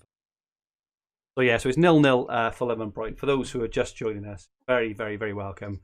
We're going to go through the second half. Hopefully, we'll get some more goals. We only had 3, and those 3 came in about 7 minutes in the in the first half. Hopefully, we'll get some more in the second half.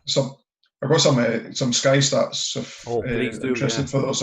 So for those that own Kufal, he's 6.1 million West Ham defender. He's picked up tackle bonus in the first half, so tier 1 sitting on just now. Lloris has made 6 saves, so he's on tier 2 saves. Wow. Curtis Jones, 62 successful passes in the first half, so he's picked up passing bonus. The front 3 for Liverpool have all picked up shots bonus: Salah, Firmino, Mane. And although he's not picked up bonus, and I got rid of him goal. last week. Apologies, it's been a goal. Brighton. It's been a goal at Craven Cottage, and it is not for Fulham. So Brighton have taken the lead at Fulham, 1-0. We'll take a look. Something going on at Liverpool and Spurs as well. Rich, is there? Oh, Kane came very close to scoring from near the touchline. Good save from Alisson at the near post. So Fulham 0, Brighton 1. Think we'll have a look at that now to see what is going on there. But yeah, I think a lot of people, after the Fulham Liverpool match on the weekend, I think a lot of people have been bringing in Cavallero. They could overread Lookman, etc. What are your thoughts on that? Do you think that obviously Fulham have improved? They look superb against Liverpool on the weekend. Have you got your eye on any of their players? I still haven't seen quite enough to think about getting a Fulham player to my team in any position, especially not one of the front 8. And I certainly wouldn't have a Fulham defender. So at the moment, no. I mean, obviously, like Lookman is potentially a rotating 5th defender with Souček or so. That I've seen some good teams with that combination in, but I haven't seen enough yet for just my view. Oh, fair enough. But they are improving, and I think they could stay up. Yeah, agreed. Just to say that Lallana scored the goal for Brighton. I'm not sure if it's gone to VAR eventually because there has been a bit of a stoppage in the game. But yeah, it looks another chance for Kane. He's warming up. Kane shooting from outside the box. Oh, the Brighton goal has been disallowed. The Brighton goal has been disallowed. So it's Fulham 0, Brighton 0. Lallana did score. But it would have been a Welbeck assist. A Welbeck assist. So it's being ruled out by VAR. That's not good. Couple of things in the chat. Fantastic result for us tonight. You're talking about Everton.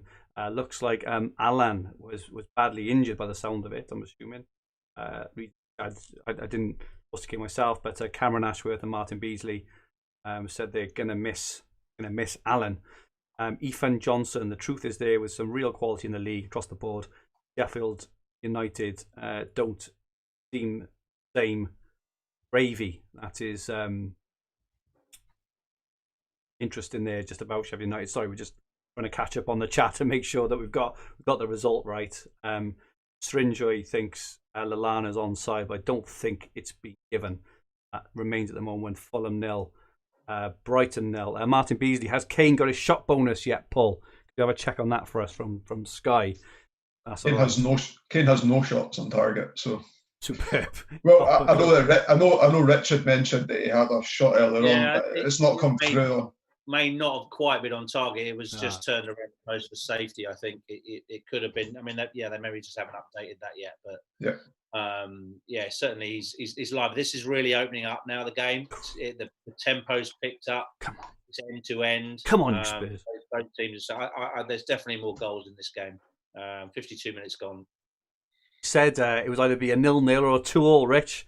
So we're halfway. I think a 2-2 is probably looking like a 2-2 is good bet. Looking likely. Yeah, get on it if you want to bet. Superb. So just in terms of your teams and your progress this season, FPL, Rich. I know you mentioned that where are you now in terms of your rank?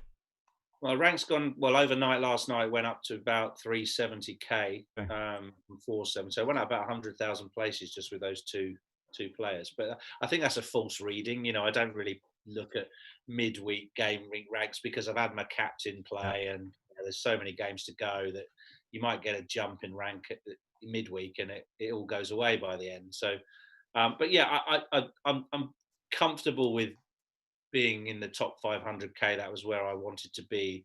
after a pretty bad start. Like many people, I was down in the sort of 2-3 million range after the first 4 or 5 weeks, and without really doing much wrong that I felt. And it's a long way to climb up from there, but I had a very good November, some really good scores. A couple of things went my way, like holding on to Son when everyone was transferring him out with the Mourinho mind games. I held on to him, and then he got an 18-pointer a week. Everyone sold him. So some good things.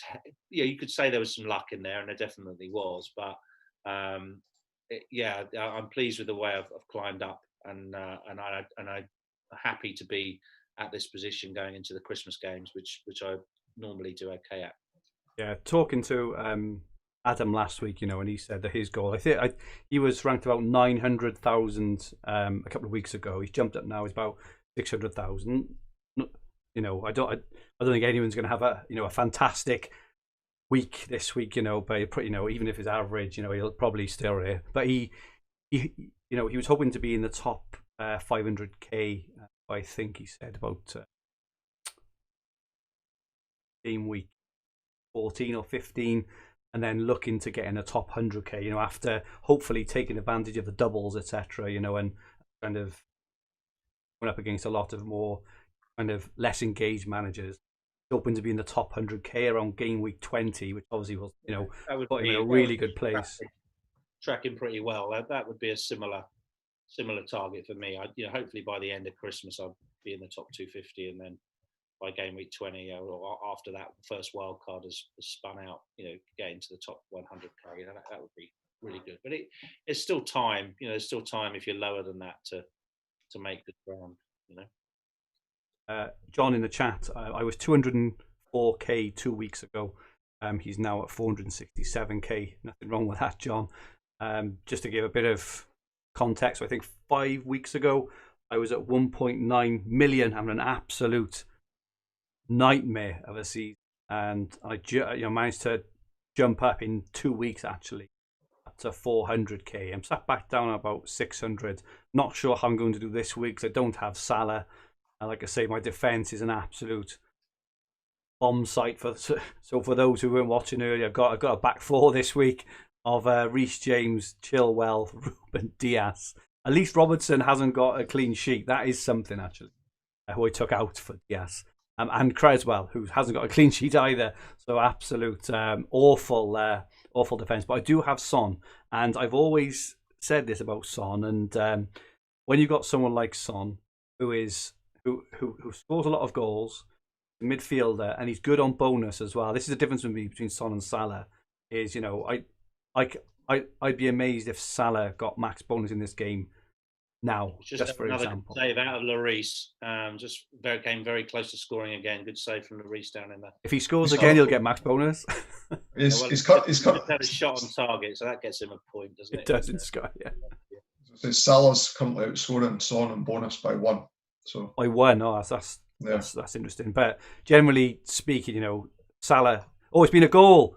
It's been a goal. West Ham have equalised. Come on, Creswell.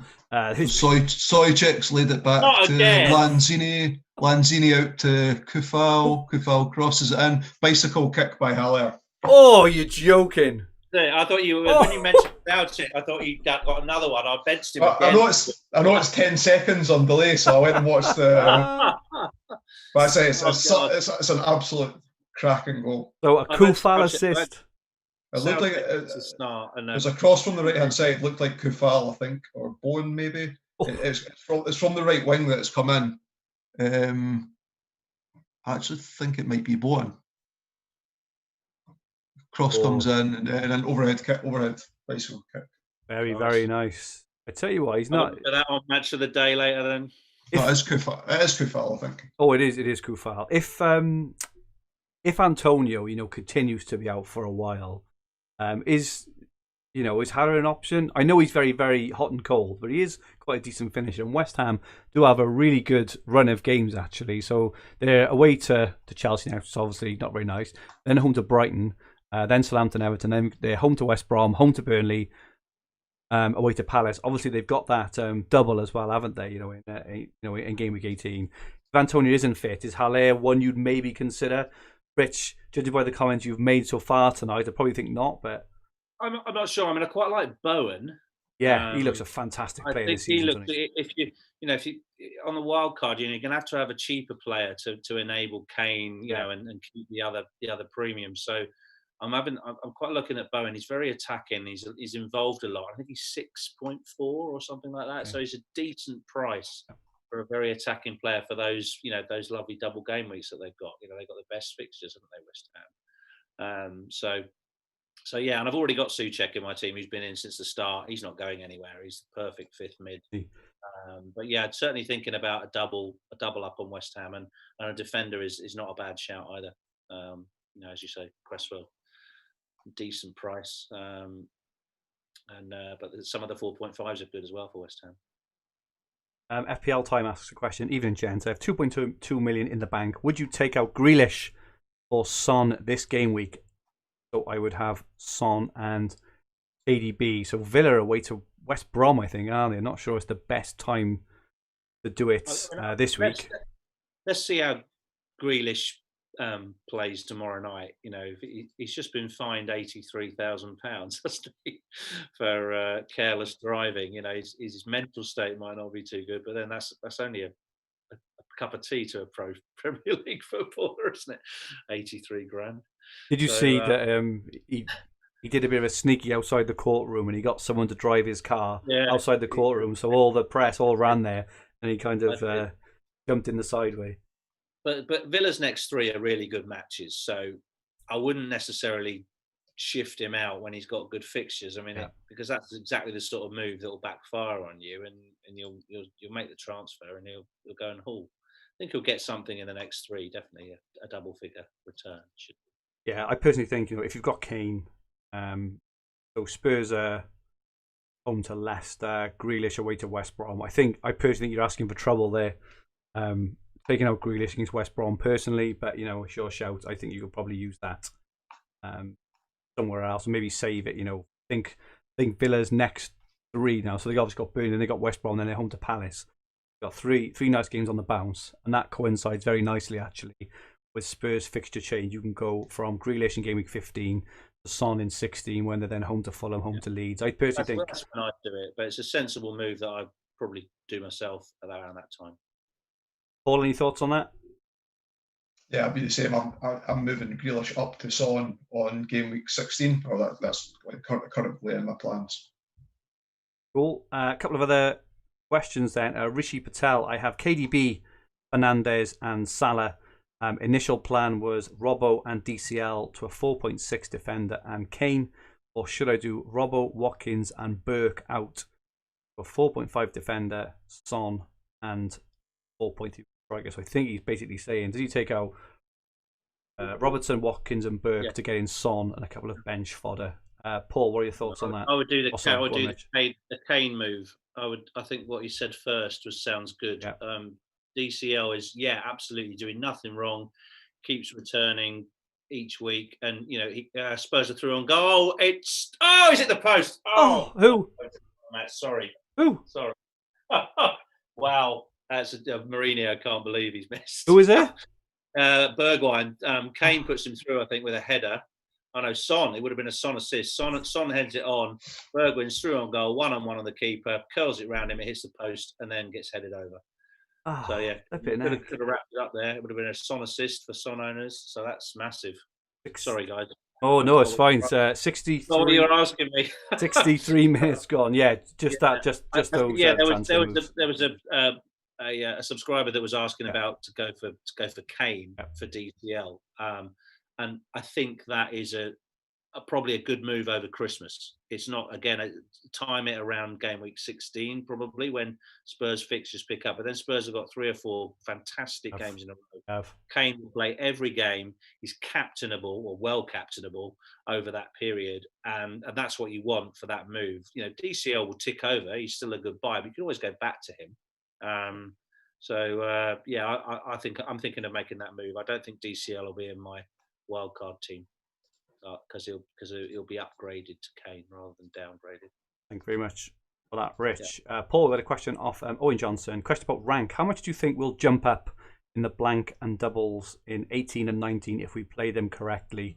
So at the moment he's playing on wild card in 16, free hit in 80, bench boost 19. So I'm not sure of his rank. Let's just say 500,000. Kind of. Where do you think, Paul? If you use them right, what kind of gains do you think we could have?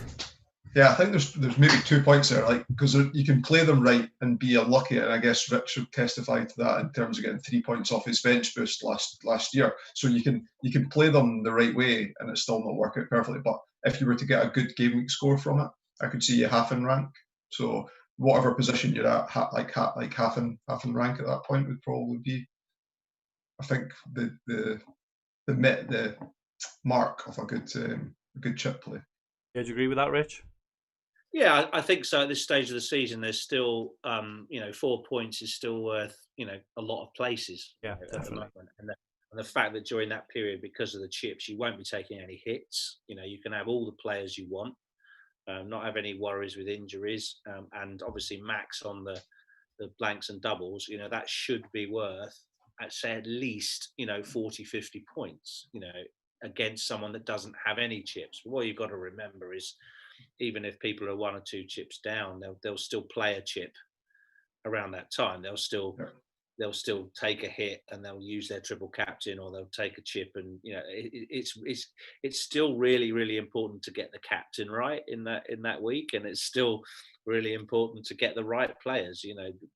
But probably as the game's evolved, just filling your team up with 15 players with 2 games and putting some absolute rubbish there is probably not a good tactic, because it's a 38 game season, and you need your Sons, you need your season keepers, in your side after the double. I had a really good conversation with Adam last week, the week before, on the Green Arrow, and I'd be interested in your thoughts. So, Adam, and it seems a lot of experienced managers, I think you're the same actually, Rich, because I think I read it in your weekly article in the Hub, actually, that captaincy is such a massive, important part of FPL, like just getting some kind of captaincy return. Whereas historically, and this is maybe because I've played the other fantasy games first, like Sky and Dream Team and Telegraph, where a lot more of the game, more recently in Sky now, it has been a lot more about captaincy. You can get multiple captains every, right? But previously it was around having a nice balanced team and getting your points from kind of all over the pitch. And if your captaincy returns, great. If your captaincy hold, fantastic. But I've always been a bit more of an advocate of make sure you've got a strong team, a good, very rounded team to get you the points from all over the pitch, rather than just put kind of all your eggs in one basket. What are your thoughts on that, Rich? I absolutely, yeah.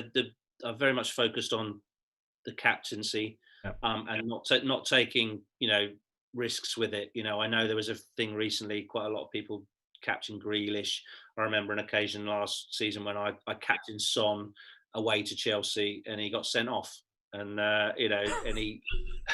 And I actually went to the match as well. I watched it live. No, in front of your face.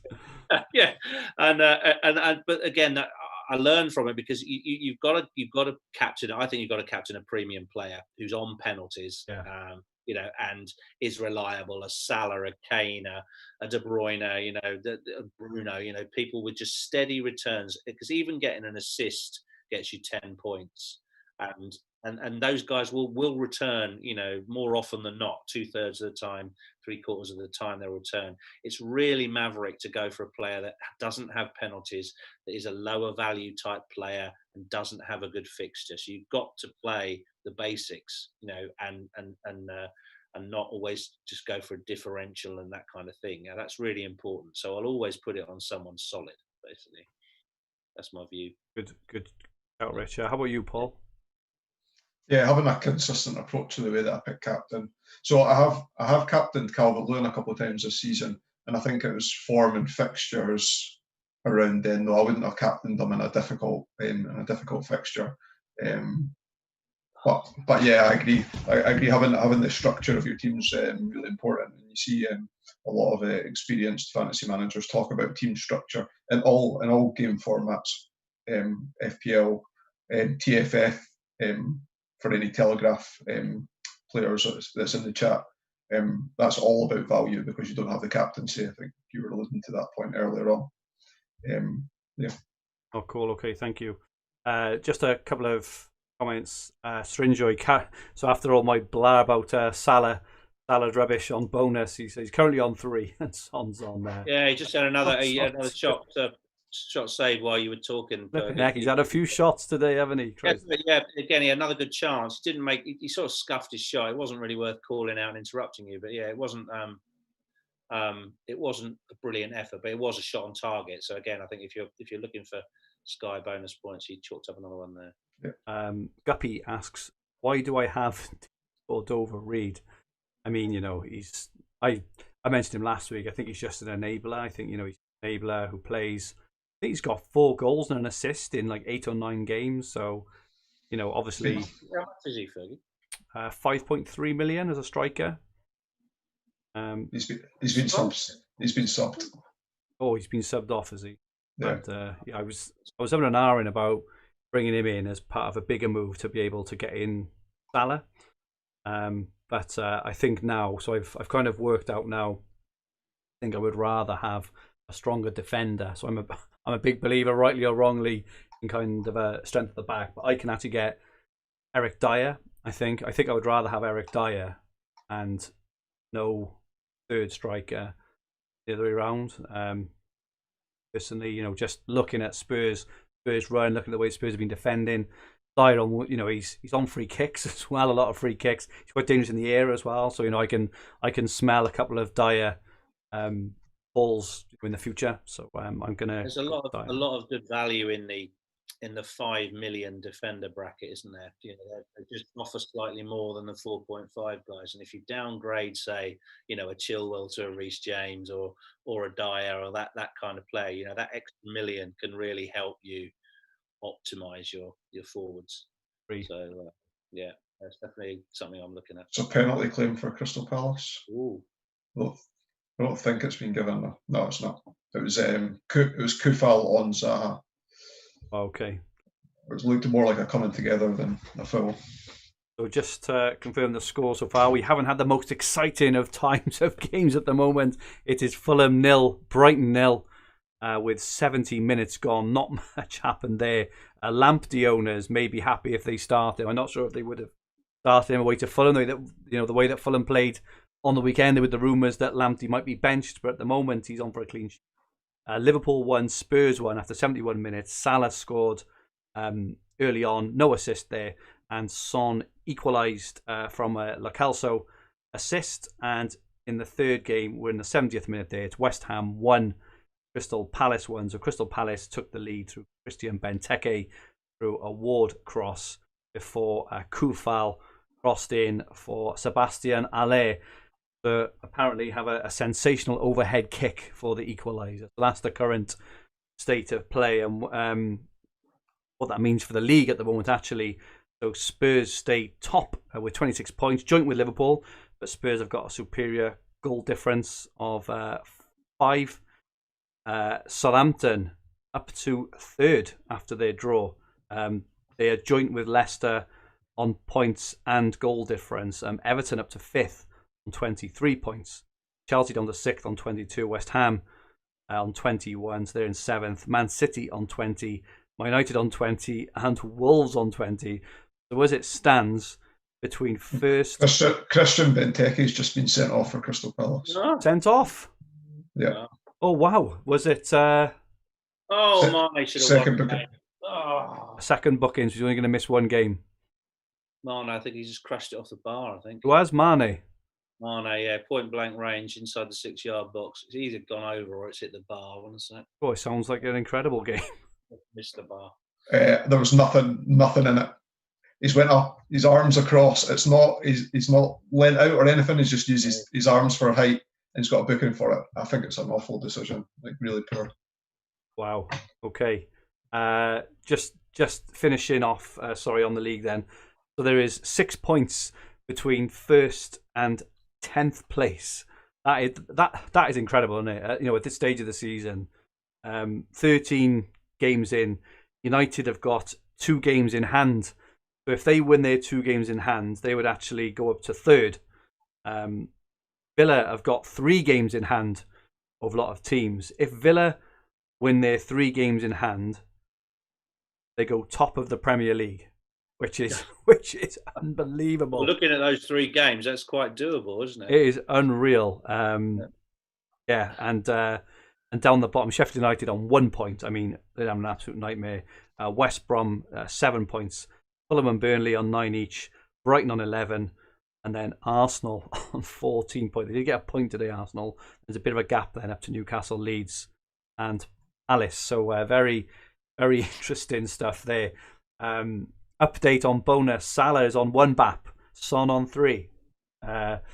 Lloris on 9 saves. Richard Matthias says Lloris is on 9 saves. I think Lloris is probably nailed on for some bonus there, maybe. Lloris will be getting the bonus by the looks of it. He will be getting some, absolutely.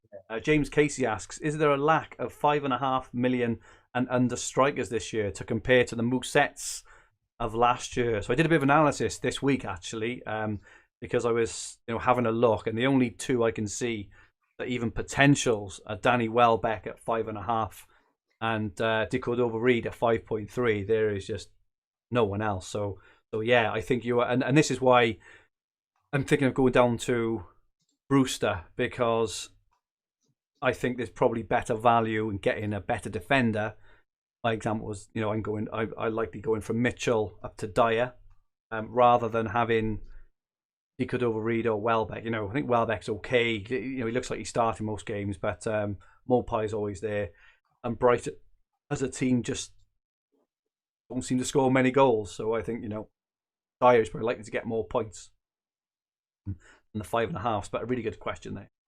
Who are you selling for Brewster? Third? Probably Ings, which I don't want to do, but it's my only way to Salah. That's the only reason I'm doing it. Yeah, you've got to sacrifice to sell Kane to get Salah, which is painful. Will Wigham got Chilwell in for 5.5. Should I look to downgrade to James, Dyer, or Diaz? Paul, what do you think about that? I had been contemplating it, and exactly the same. I thought I'm downgrading Robertson this week to free up some money to sort out my defence, and I had thought about moving Robertson down to James, and then moving Chilwell on later on. So I can definitely see merit in that. I think it's a good shout. I was around, so I've actually got James already, and I was thinking of taking out Chilwell, but again, he just reminded us last night. Very dangerous last night on some corners as well. I think Giroud headed over off a Chilwell corner. Zuma had one as well. I think that was off a Mount one, wasn't it? But hit the bar.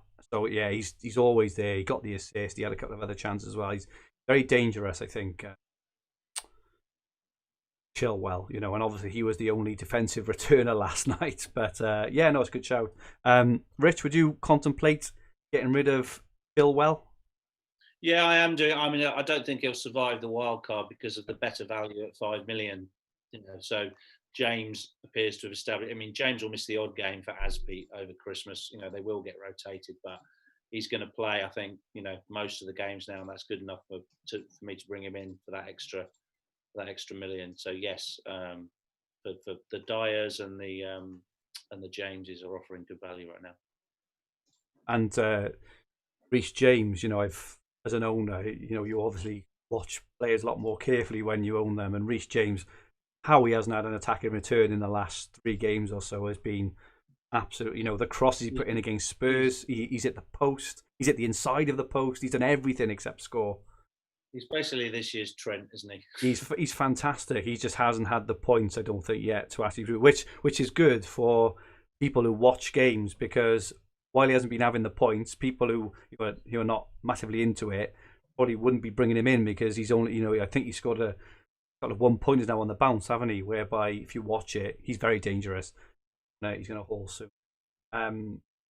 Couple of. Can I just break in for a second? Yeah. They put an interesting graphic up on the Liverpool Tottenham game. Passes in the final third. I know you guys are into your passing bonus, right? So Liverpool's number of passes in the final third tonight, after about 75 minutes, was 200. Okay, how many do you think Tottenham have had? I've been looking at the FF stuff throughout, so I'm probably at an advantage. So I'll let Fergie answer.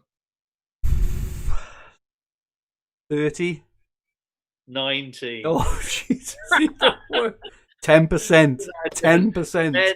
10% of Liverpool's. Isn't that amazing, the difference? It is. It's 1-1, and Kane's got a chance, has he? Oh, he's put it wide. Oh my goodness. 78 minutes gone. Another great. You put your house on Kane to finish that. Oh, you're joking. Oh. No. After all that Mickey taking, he's through on goal and puts it wide. This is and the Bergwijn chance. They've had great chances. I think it might be given offside. This is written in the stars. This is. The Spurs are going to have all these bloody chances and then concede in the 90th minute. Wide by a foot. I'm calling it now, right? Liverpool are going to get a penalty in injury time, and I'm going to be sick. Anyway, we wait. Still no goals as yet in the Fulham and Brighton game. 1-1 Liverpool, Spurs, West Ham and Palace 1-1, coming up to 80 minutes now, and no joy yet. Just the 4 goals in the 3 games when there was 11 goals in the 3 6 p.m. games. Just our luck. Couple of comments on Lamptey. So John Tyner, Lamptey, third sub. Yeah, that's, it was with the right call in all fairness. Jones Bloke 79. So this is the fella. So those who don't know, I incidentally ripped the mick out of Jones Bloke 79 on the Green Arrow the other week because he took a -8 and it was a stinking -8. Not in terms of the decisions as such. It was a stinking -8 in terms of the outcome. It ended up costing him 29 points, and I couldn't stop laughing for about half a minute. But he's a cracking fella. But he says Lamptey's coming off his bench for Mahrez, so you're gonna get six or more points back there. Hopefully, Jones Bloke, if he can just hold on to that clean sheet. So Fulham 0, Brighton 0, and Strinjoy, Lamptey playing over Robbo. So Strinjoy played Lamptey over Robertson. If that is right, that is a hell of a call, Strinjoy, if that is right. Bonus updated, Strinjoy again. Son 3, Lloris 2, Salah 1. Yeah, that sounds about right. That seems to be how it kind of goes. Tamid Fay asks Dallas or Ayling for the double game weeks. Rich, what do you think about that? Dallas. I benched him for his goal tonight. But, he's very attacking, and he gets into a lot of good positions, and he is better for attacking returns. Leeds are all about attack the whole time, so they are a bit like when in my notes for tonight I'd liken them to one of Forrest Gump's box of chocolates. You don't know what you're going to get with Leeds, do you? One week they're brilliant and the next week they get gumped, but they're going to be fine. They're going to finish mid-table and they're still going to score a lot of goals. So Dallas would be my answer there. So what do you think, Paul? Yeah, you're absolutely right. Like Leeds will go out and put in a really stellar performance against a Man City or a Liverpool, and then I'll get overturned by one of the lesser teams in the league. But Dallas would be my choice out of those two as well. Particularly just now with Ayling. I know that you said that Llorenti's due back Fergie, but Ayling's playing centre half just now, so the only attacking he'll be doing is from set pieces, whereas Dallas is from the fullback position, or even when he pushes in midfield as well.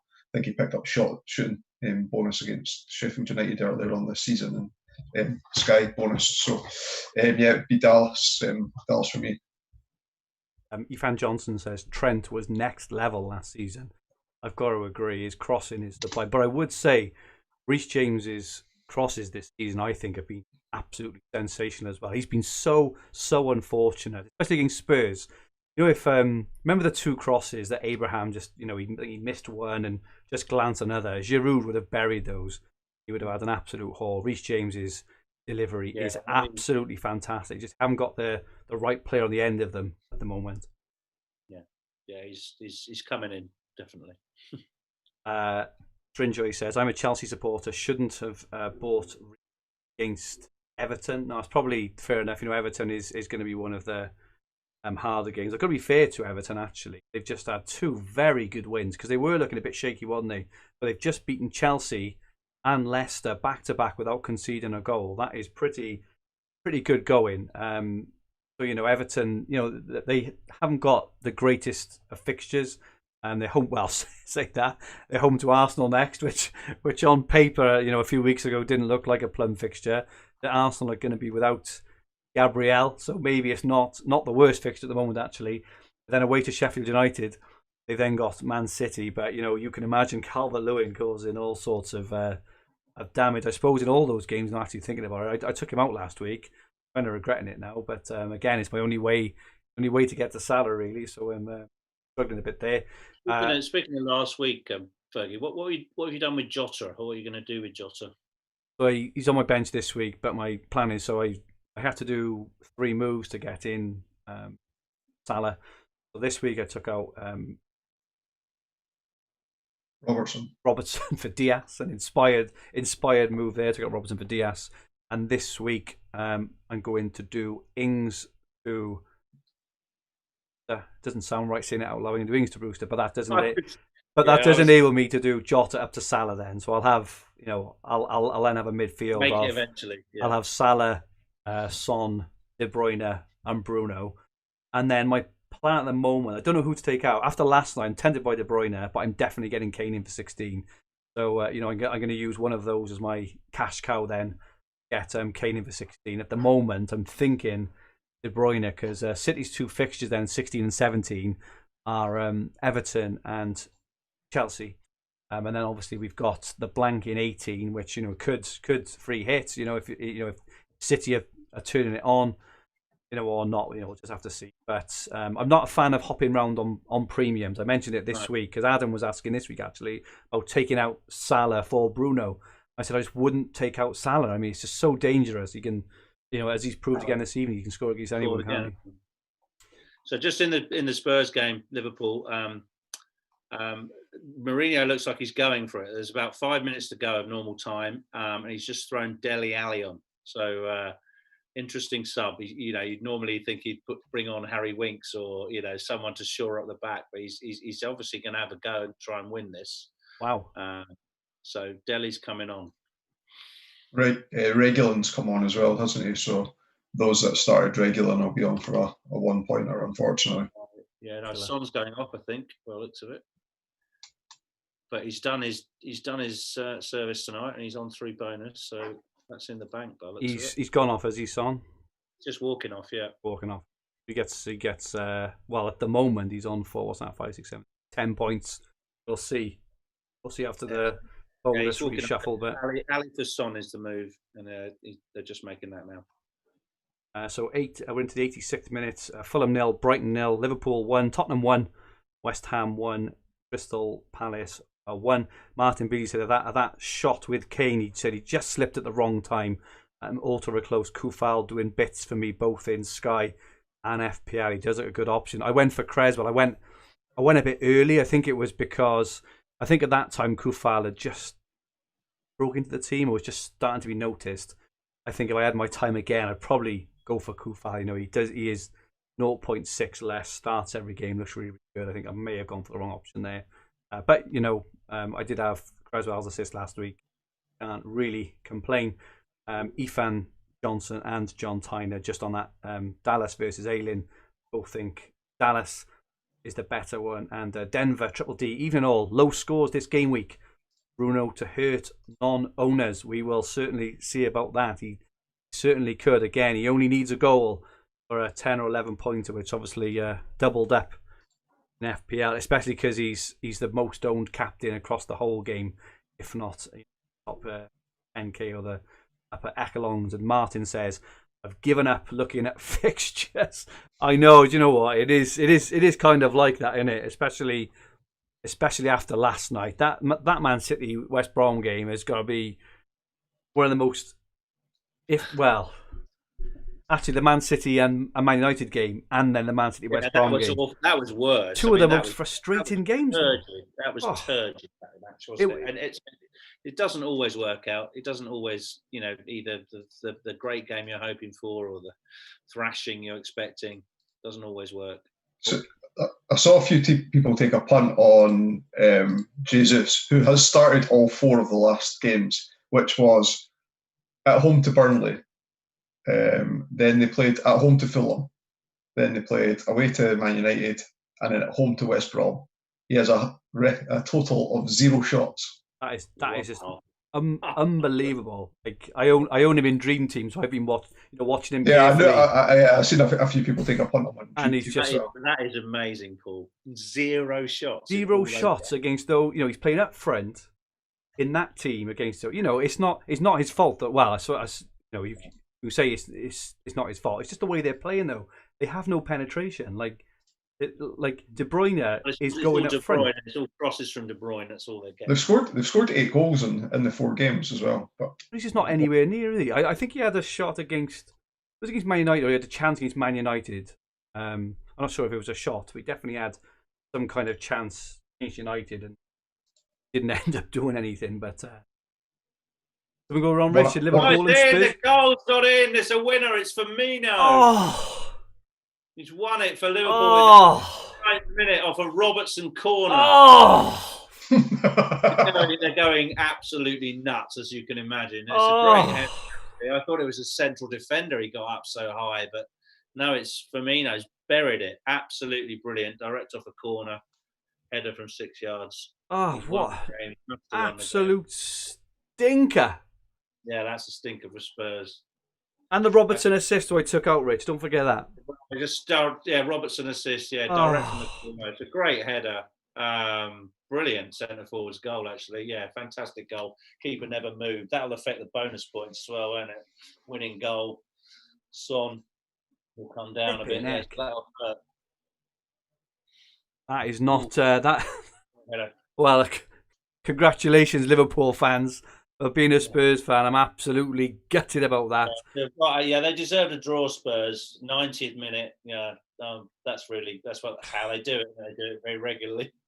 What did I say earlier? I said they'd have a penalty in the 90th minute, didn't I? Look, and they've gone and scored the winner. Unbelievable. It does keep Spurs second in the table, but Liverpool go 3 points clear now, which is quite ominous. And Srinjoy, who earlier was bragging about having Robbo on his bench playing Lamptey. Mind you, I think Lamptey may still outscore. Lamptey got hooked as well, so his clean sheet will be locked in. So Lamptey's got 6 points anyway. Robertson will likely get the 5, I would guess. I doubt he'd be on the bonus or anything like that. But we'll see how that affects the bonus. But yeah, Liverpool 2, Tottenham 1, 90th minute winner from Roberto Firmino. No, come on, Tottenham. I want 2-2 needs to come true. Yeah, I predicted it. Come on. And they've taken off Son. Oh, Dele Alli almost got. You're killing me, Rich. Oh my God! The keeper just got a fingertip to it and went over his head. Oh, is it a corner? It was like that goal in Mexico '86. If you can remember about that fight, you probably can't, can you? When John Barnes crossed and Lineker just missed it. That's really me showing my age there. Is it a corner, Rich? That's a corner now. It is a corner. Come on. Got a corner a minute to go. Yeah. He is Dyer. It's written in the stars now. Dyer. Before I bring him in, he's going to pop in a header, and he anyway. So we're into the 91st minute now of a lot of these games. Fulham 0. Brighton 0, Liverpool 2, Tottenham 1, West Ham 1, Palace 1. So not the greatest action, apart from a 90th minute winner for Liverpool, obviously. Klopp's miraculously making a substitution after 92.5 minutes. Isn't that a surprise? Trying to bring on Naby Keita, but no, they're going ahead with the corner. Lucas is going to take it. It's in the air now, and it's headed clear. Super Tiger says, "What game are you watching if you think Spurs deserve anything from this game?" So he disagrees with you. Fair enough. No, I think they haven't had the possession, but we always knew that. I think they've had several clear-cut chances, could have won the game themselves, and I thought they were worthy of a battling draw. Yep, no, that's fair enough. Liverpool definitely had more chances and more goal attempts, but they have that against everybody, and I thought Spurs could have got a point today, but. I think we're in the final offings. Any sign of a winner, Paul, at the London Stadium? It's just a chance there for Rice from the edge of the box, but there hasn't been that many clear-cut chances. Yeah, it's a good strike by Rice. just past the post. So. Okay, and it's still Fulham 0, Brighton 0. They're just going to the 93rd minute. Liverpool Spurs, I think is finishing, Rich, or is finished maybe. Yeah, there's some words going on between Jose and Klopp on the touchline. Not sure that was all completely cordial, but there's smiling, or Klopp's smiling. But I bet he is. Yeah, he's tactic. Jose's really with Klopp. I've seen him in a different light these last 2 weeks. When things are going his way, you know, he shows his teeth only in a really nice way, and when things aren't going his way, he gets a bit. They are delighted. They are celebrating like they won a league. You know, they are. Well, that goal may have won him the league. You never know, because they would have been second, and now they're top 3 points clear. Looks like Fulham and Brighton has just finished as well. So that's finished 0-0. So if you own any Fulham or Brighton defenders or goalkeepers, well, actually not Ryan. How much is that? How much is that Brighton goalkeeper? Is he 4 million? Oh, I guess so. I would guess so. Yeah. He could be set for a run in the side after a clean sheet, couldn't he? I tell you what, if anyone owns Matt Ryan and they see that result, they don't know he wasn't playing, they'll be absolutely gutted there. And the those that picked Ryan possibly would have went Steele as the backup goalie as well. Of course, yeah, that's right. Yeah. So, because Sanchez is 4.4, so right, he's 4.4. He's not 4.0. Oh God, that's so unfortunate, because he could have been a wild card 4.0, couldn't he? Yeah, West Ham and Palace is reaching its conclusion now. They just reached the 94th minute. Strinjoy, my decision was between Robbo and Gabriel. Lamptey was always locked. Robbo 5, Gabriel -1. Martin, 3 minutes injury time. Liverpool must be winning indeed. I'm not a bitter Spurs fan or anything there, Martin, just the way it goes. Super Tiger asks, Lloris has how many save points? Is that given because of his looks? He is a good looking character who given that. He had made 9 saves, hadn't he? I'm assuming he made more before he conceded those. It'd be interesting to see the bonus there. And Otto Rick Close, well done to anyone that's on double Brighton and Fulham defence.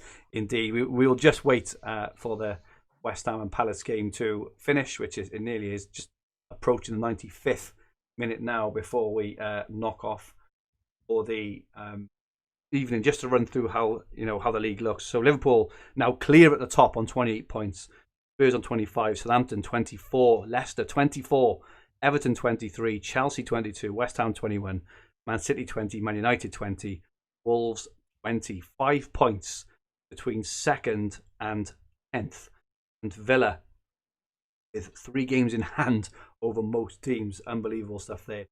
Paul, has it finished at West Ham? Yeah, one each. It has finished.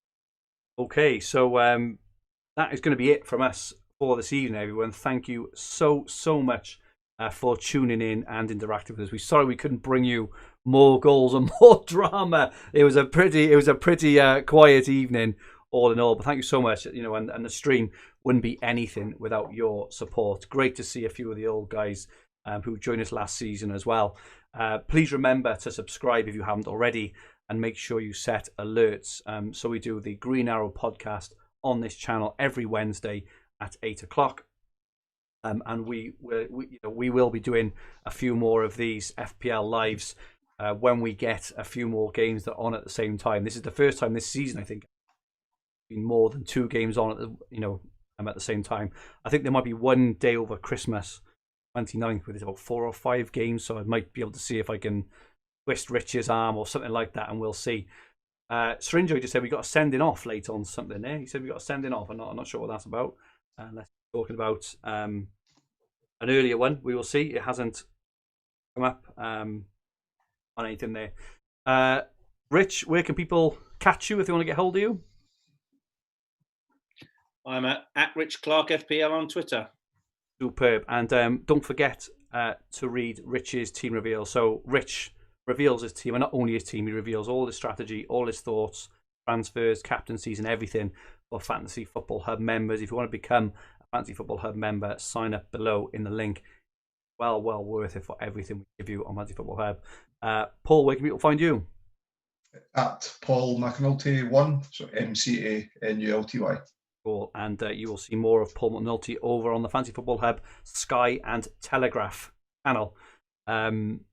So if anyone's a big Sky fan and you're not subscribed to our channel, make sure you do that. You don't want to miss that. Thanks for the words in the chat, guys. So Carl says thank you, very enjoyable.